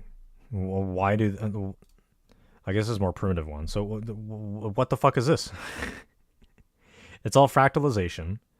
The AI recognizes a picture of a dog or I guess a gorilla and just kind of does this abstract nonsense mishmash of bullshit. What the fuck is this? So where is this exactly going? So AI is a tool. It can recognize patterns, and then it can do something with a deliberate human prompt saying, I want to see Mona Lisa portrayed in different ways. Give me 6 versions. Go. This is what it produces. Okay? Now, when you give it no prompt, well, actually, this is a prompt. This is obviously the Shiba Inu, the Doge meme, right? And all it does is just put a bunch of fucking eyes and parts of a dog's face all over it. What? Is this what you call intelligence? Is this smarter than us? Is this some kind of mystical message that aliens are sending to us? Oh my god. Okay. So what? Am I intimidated by this as an artist? No. First of all, like, what the hell is this? This looks like this is kind of cool. This is basically like Muslim art when you can't, of course, then again, in the law of Islam, you can't depict Muhammad or whatever, so you just put on a bunch of fucking random shapes to make things look kind of cool. But still, I mean, like, where is this going? So you make the assumption that this is some kind of reflective surface or water. This is a canal under some gates in a building. So, what is this? It's just abstract nonsense. It's impressive abstraction, but it's still abstract nonsense. So this looks like a farm of some kind of like weird eye spider web connected creatures with a bunch of dog faces and eyes in the sky. So there clearly was an original image that was used as the prompt. And then the human just told, okay, AI, go make it AI. And this kind of stuff like fractals, I mean, yeah, these are trippy, but I mean, again, abstract nonsense. There's a mathematical process to fractals, yes. There's an equation you can make it into. But that's it. So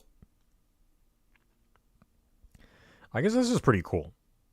But again, there must have been a human prompt to begin with. So it's like an octopus is kind of inspired by, like, I guess, Middle Ages Japanese art. So you can see like these human stylized splat and representations of water, the splashes around the octopus's tentacles, right? And then the AI still has to recognize something in reality, which is the octopus. But clearly there's some curation involved. Otherwise, again, AI with no curation, abstract nonsense. So what is intelligence? How is anything other than abstract nonsense produced in art? Well, it takes lateral integration. To understand something in reality, usually, let's say, like a trope. When humans create abstract art, it comes up to stuff like this.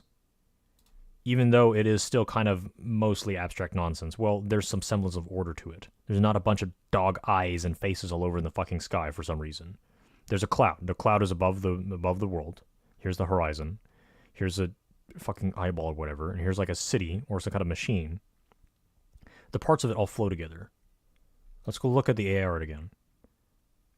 What the fuck is this? What is it? Are you intimidated by this?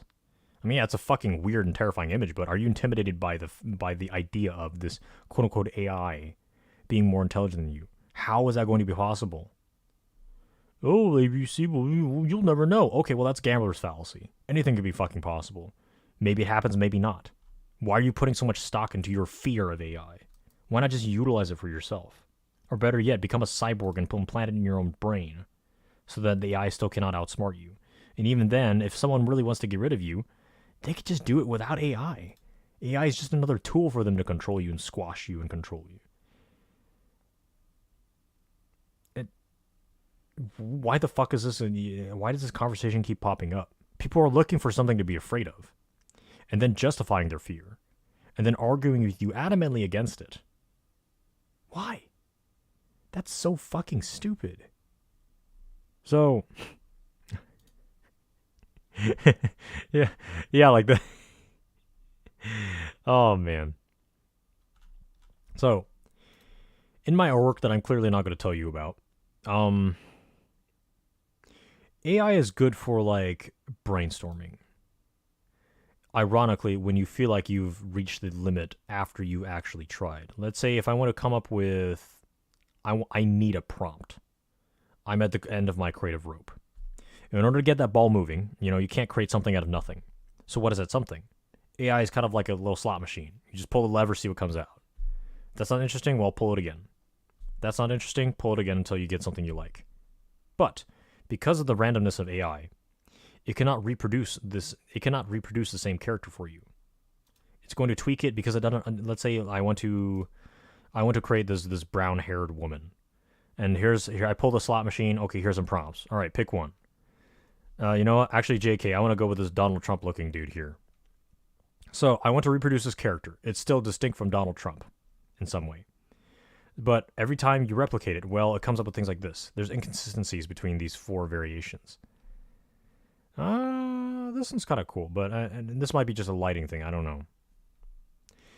So, let's say, okay, I want to take this character, and I type in a text prompt into, like, Midjourney, or, what is it, Artbreeder. And every time you give it a prompt, and you can try this yourself. I'm not going to do it on the show because I don't want to embellish too far into this point. It's not going to give you exactly what you're thinking of because it can't read your mind. So until we build a linkage between brain and computer, where you can just look at a piece of art, look at something, or imagine, okay, you start with a prompt, and then you say, okay, there's these things I don't like about this AI-generated image, for example.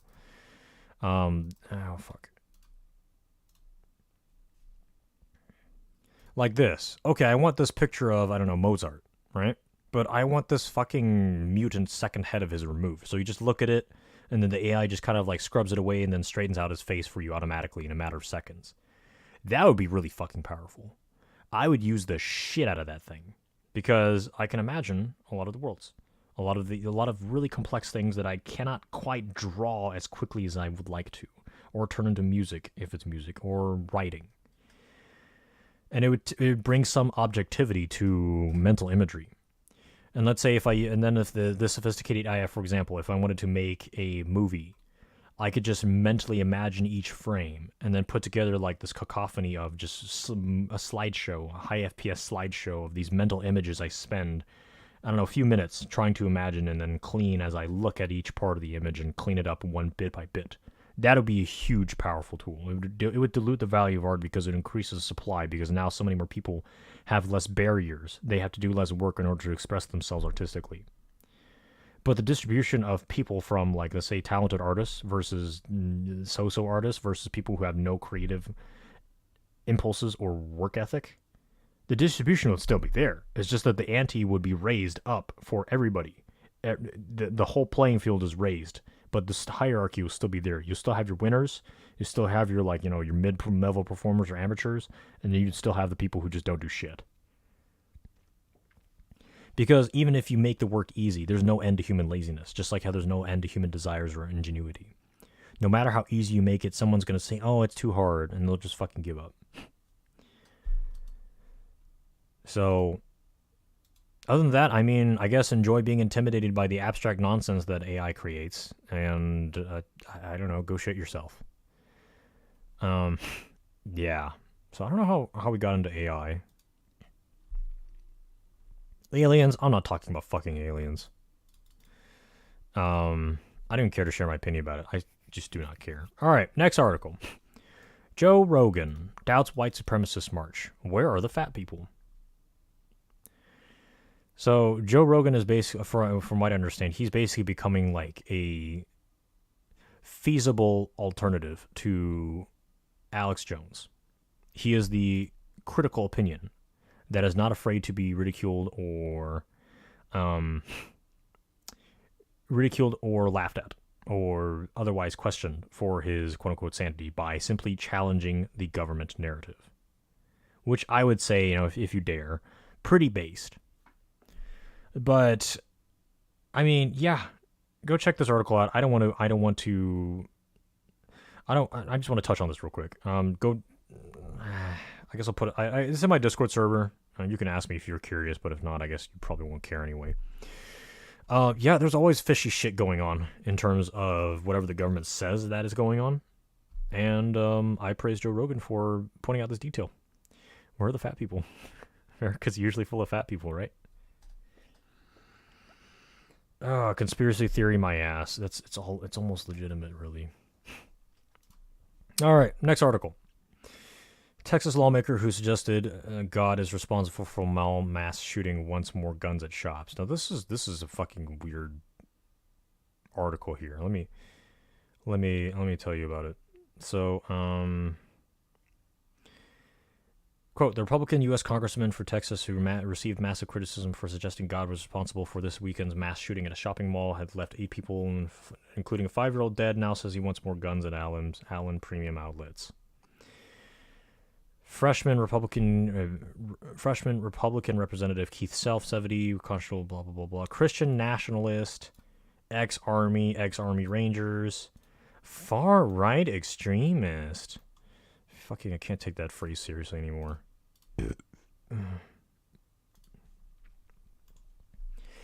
Blah, blah, blah. He's right-wing. Okay.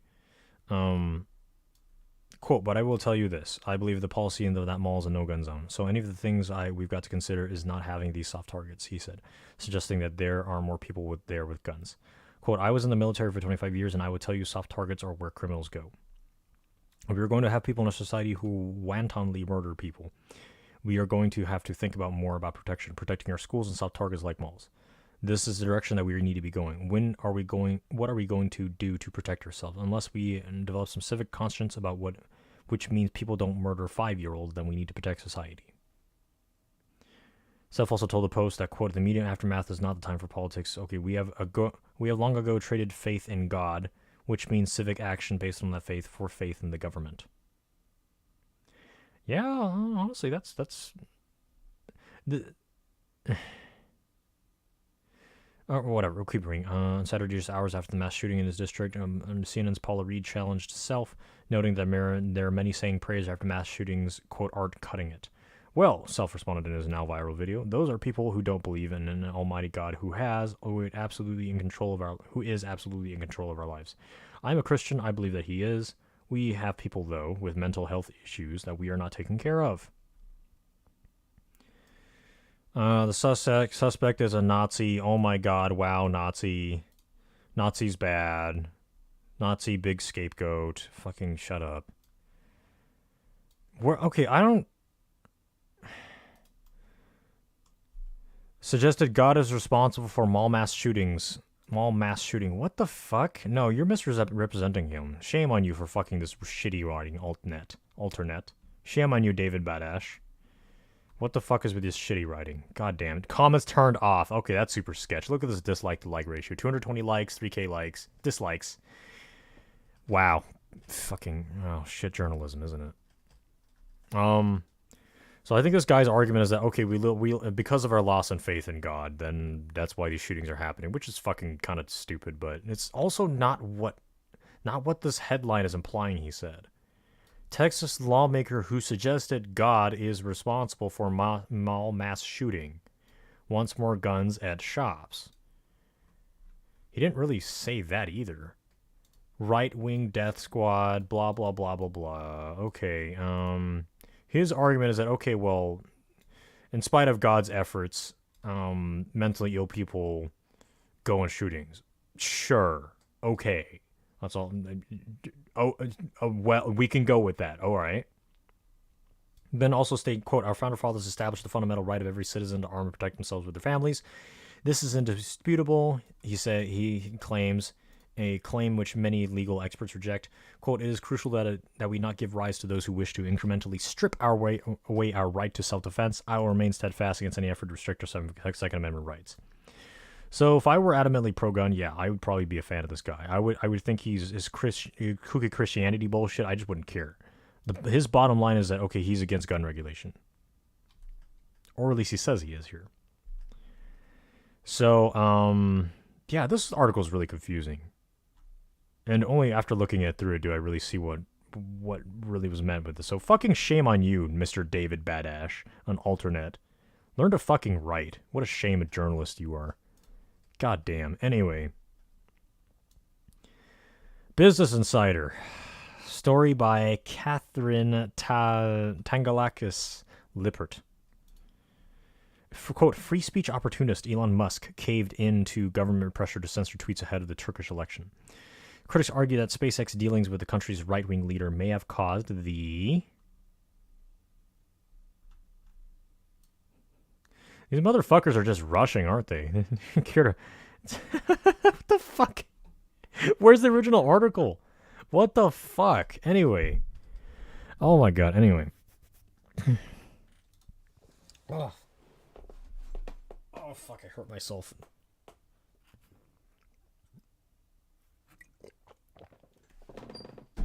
Alright, this is gonna be some stupid shit. Here, I'll be right back. I need to grab some food. I'm hungry. And I will be back here in a few minutes, I guess.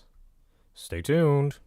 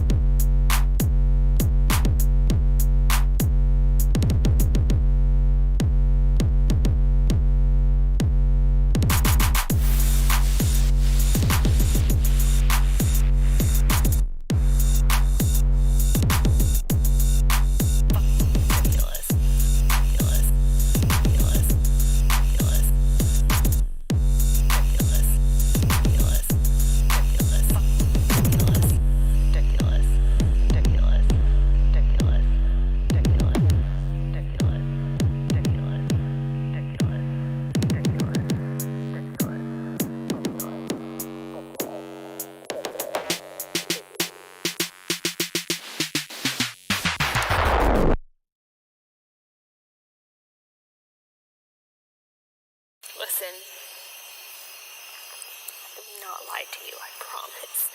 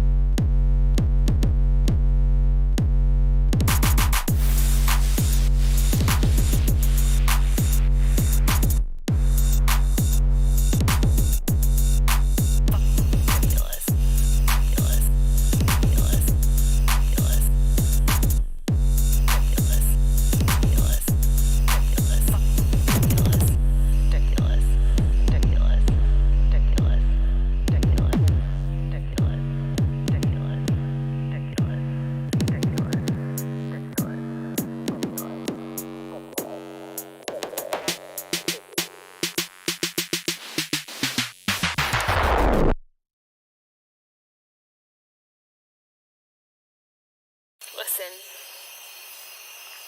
I will not lie to you, I promise.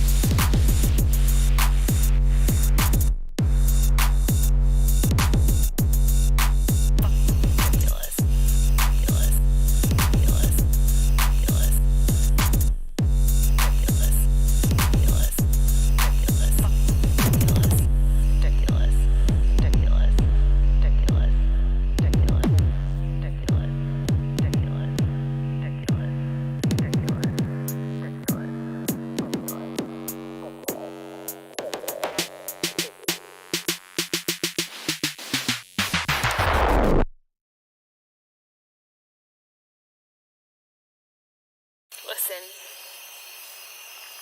I will not lie to you, I promise.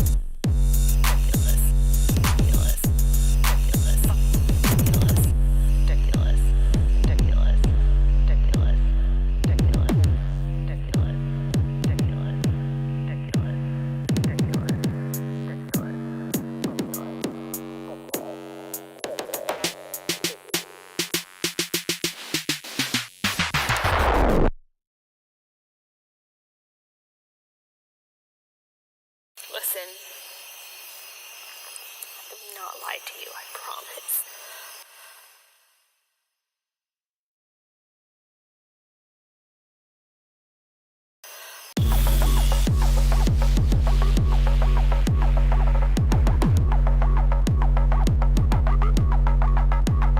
Listen.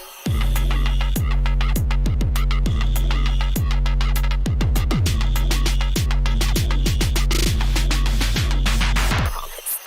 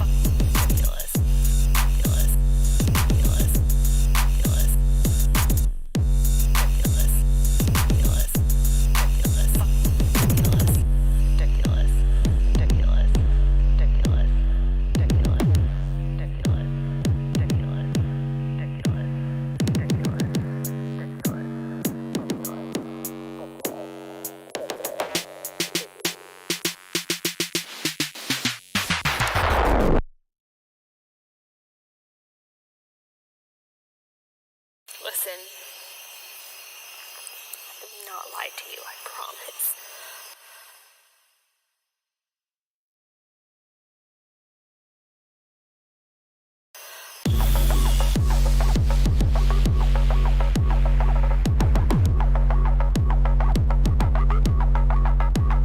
Listen.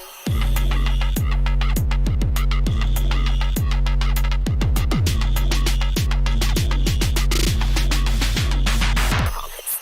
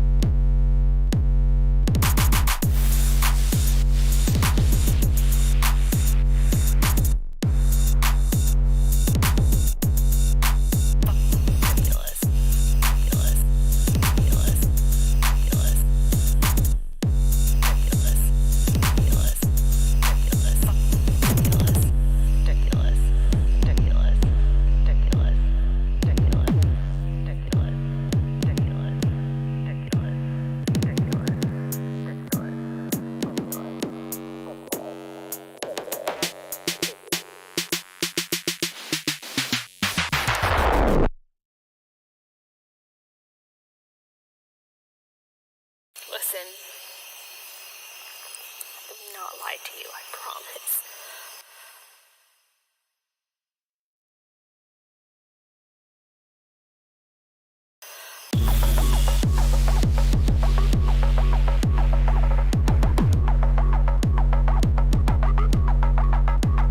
Listen.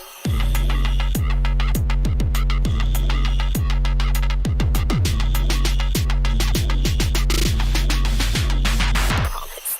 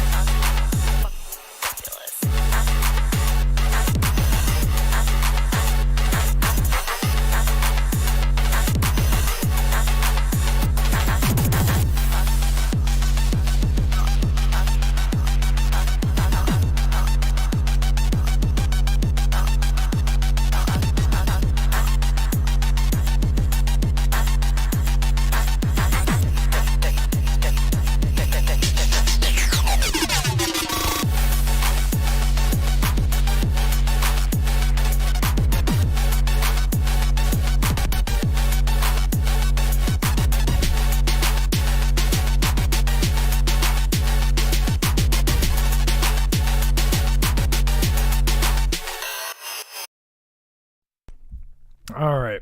Well, I ate a lot. I'm not hungry anymore. All right, let's keep going.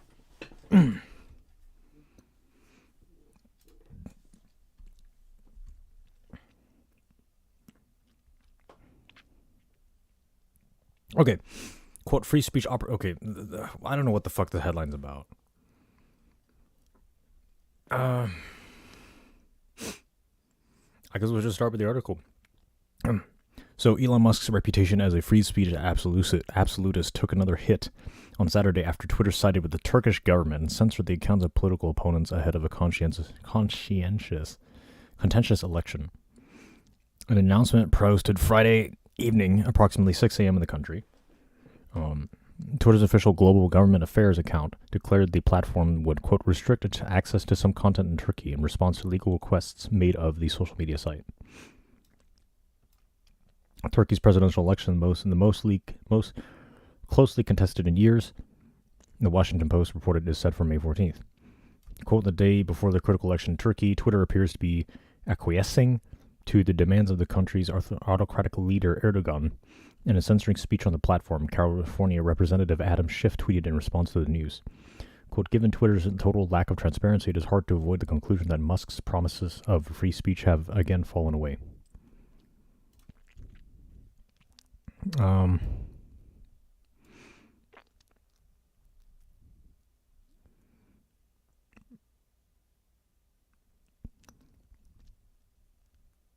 You know what?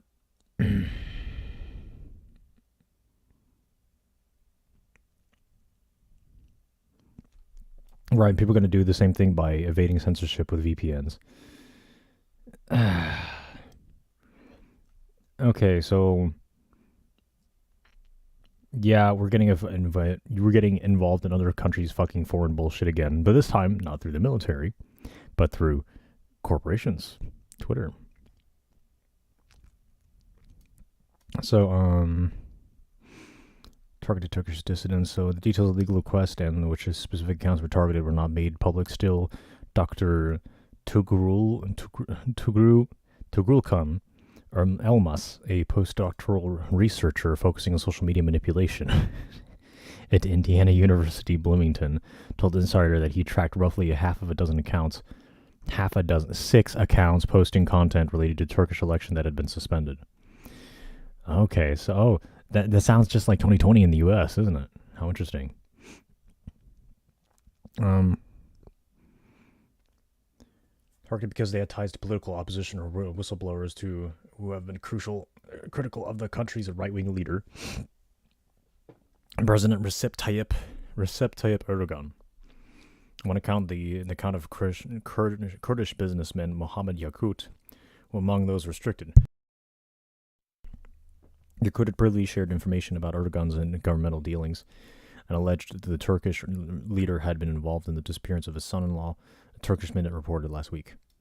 Yakut also hinted at sharing background information before the election related to a failed 2016 coup in the country. The Turkish Minute reported on Saturday, insinuating that Erdogan and his allies had staged the whole thing. While Yakut and other political opinions were censored, Elmas noted one troll account was known for impersonating a whistleblower named Ali Yeshdag, and was not removed from Twitter despite impersonation being against the platform's terms of service and the account posting fake nude photos of politicians in Turkey that oppose Erdogan. The troll account not being banned, Elmas hypothesized, is a reason to believe that the account may be tied to the Turkish government as a propaganda tool, used to discredit Erdogan's opponents by painting them out to be blackmailing each other. The fact that the government didn't censor this account is kind of evidence of a false flag operation, Elmas said. Elmas told Insider that 4 of the 5 of the targeted accounts restricted on the social media site would likely not impact the election outcome, since targeted users could still post content to YouTube and Facebook or use a VPN to avoid an IP address-based ban.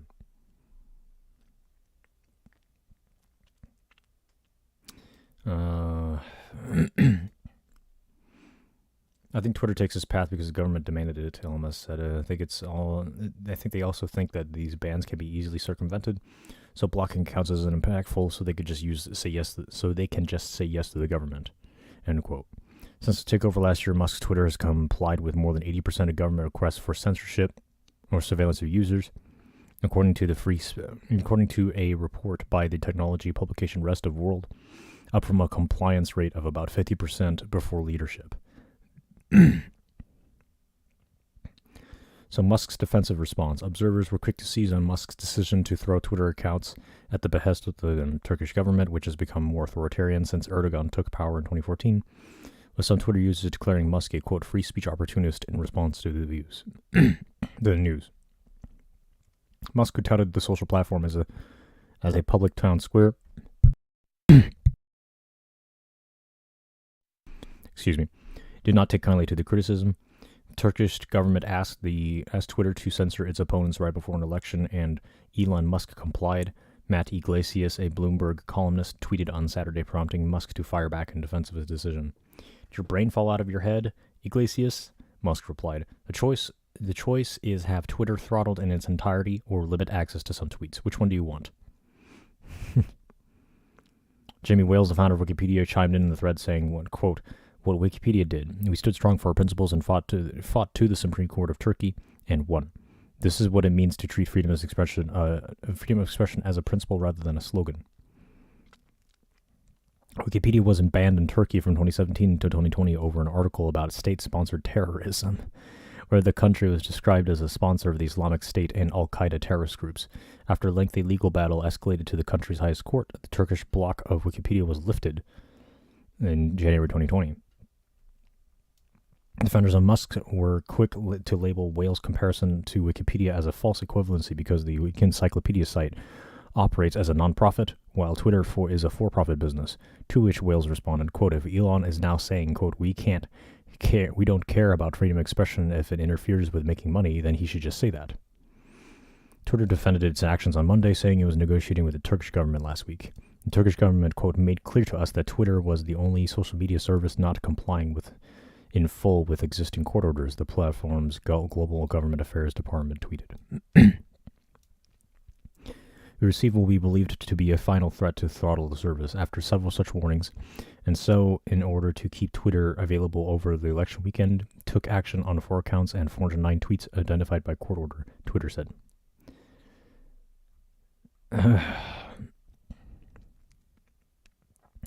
I mean, you guys can kind of see what's going on here. So people will opportunistically, sure, you can accuse Elon Musk of opportunistically being pro-free speech whenever convenient, but look at the governments. They're opportunistically allowing certain information to get down to their civilians. I mean, really? Does this shock you? You are a hypocrite just like me. So, whatever.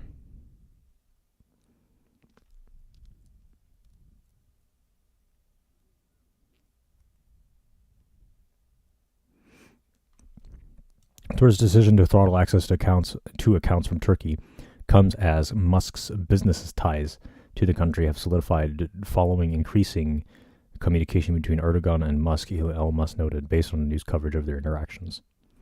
The pair first met in 2017, Forbes reported, before sitting down in 2021 to discuss lithium batteries for electric vehicles and launching satellites. That year, Turkey signed a deal with SpaceX to launch its domestically produced communication satellite, Turksat 6A. In 2022, per Forbes, Musk and Erdogan shook hands at the World Cup. So, okay, blah, blah, blah. They're kind of friends. I'm sure this is just a coincidence. Users on Twitter posted some sarcastically circulating news of Musk's business dealings with Turkey. In contrast, others have argued that his ties with the authoritarian country were evidence that the self-styled free speech icon may not be cheap, but he is for sale. Whatever.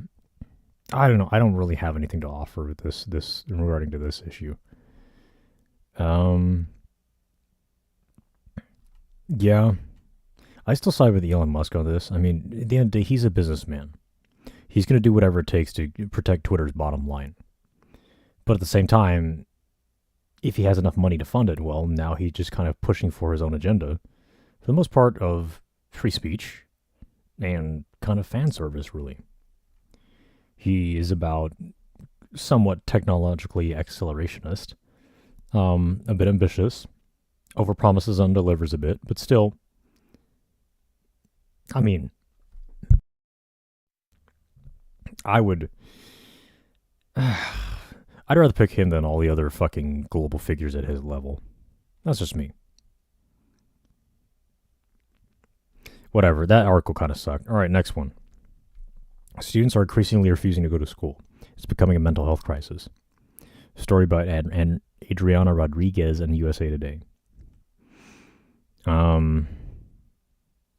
Okay, well, I don't have any thoughts on it right away, so let's just start reading. A police runner driver, they wanted her son. Jane Dembski's teenage son was not a criminal. He never stole. He used illegal substances or physically hurt anyone. He just didn't go to school. It started in the middle of 6th grade when he began staying home from school on days his anxiety was too difficult to manage. Those days became more frequent, turning into weeks and months until he stopped going altogether.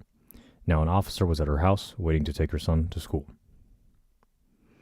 I would describe it as hell, said the mother from Mahwah, New Jersey, who recalled feeling hopeless and constantly, quote, on the verge of an emotional breakdown.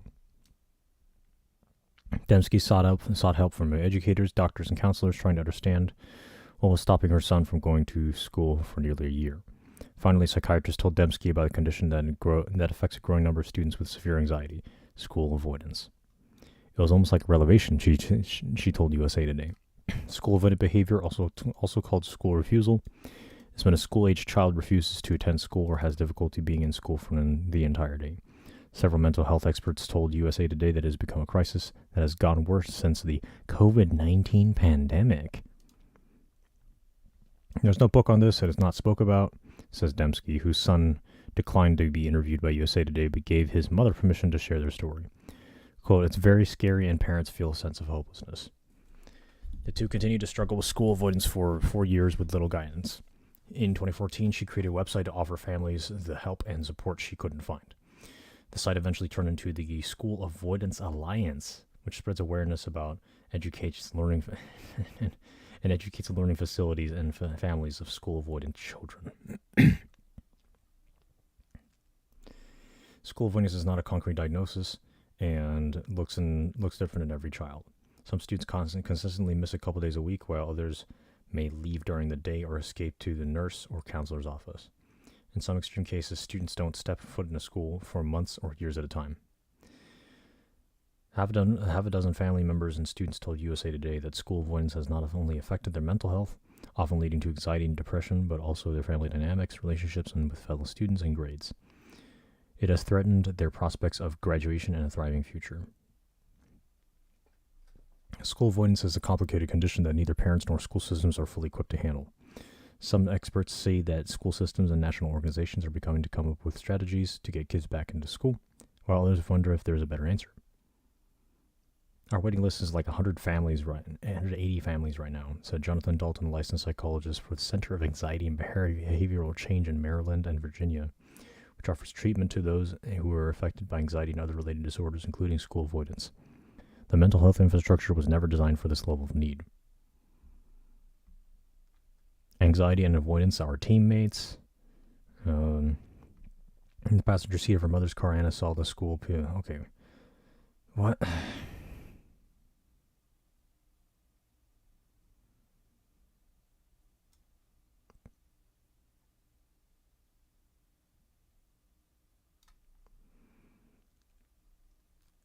So,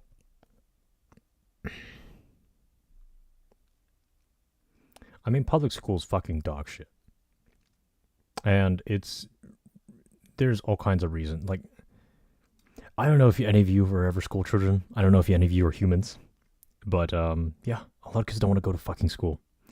And now this article seems to be trying to call it a mental disorder. Which is kind of disgusting, really. And although anecdotal, apparently that one report of how a police officer was trying to get kids to go to school, I mean, that just tells you what the fucking government's about. That just tells you what the school is even about. And it's kind of a shame. But on the other hand, if it weren't for school, I mean, where would the majority of people be? Where would they have the creativity to actually make something of themselves as adults? And give society a reason to provide them services to keep them alive in exchange for whatever they might have to offer in return? Yeah, probably not much. I don't know. His students avoid school and gain short-term relief, and they'll become a master of avoidance, and that doesn't play well in the future. We don't call it work refusal. We call it unemployment. He said, "If yeah, well, and COVID made school avoidance worse. Sure, fucking sure."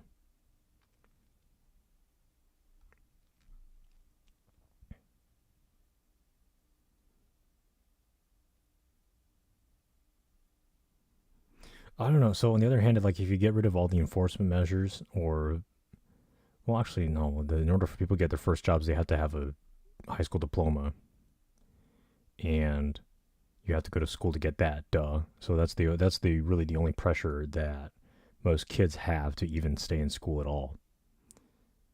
Um,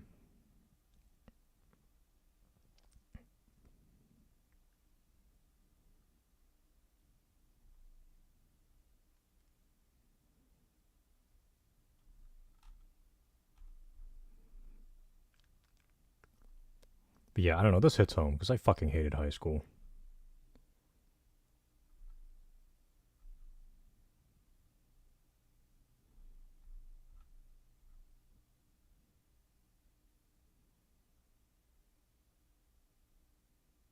Okay, what's this proposal to solution to the problem? Okay, so recommendation 1 to 250 students. The average ratio for all schools is 1 to 464. Because 3 million of students do, and nearly 3 million of, quote, those students don't have access to school support staff like a school psychologist or social worker. Oh my god.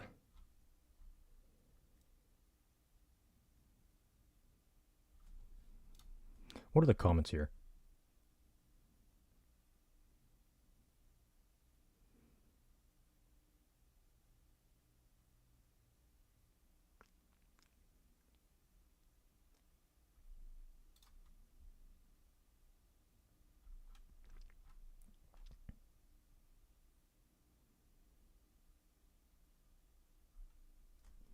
Tell them at school or you go get a job, this problem disappears. Yeah.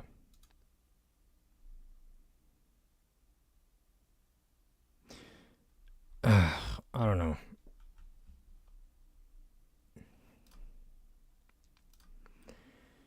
Well, I'm not feeling too good. I'm gonna pull the plug on this show. Yeah, hope I didn't disappoint too many people. If not, well, I mean, I don't care. I got a lot going on in my life right now. Well, in any case, thanks for stopping by the show. I guess I will pick right off on probably this weekend. And I'm probably going to switch back to Saturday because Sunday's no longer available, unfortunately. And I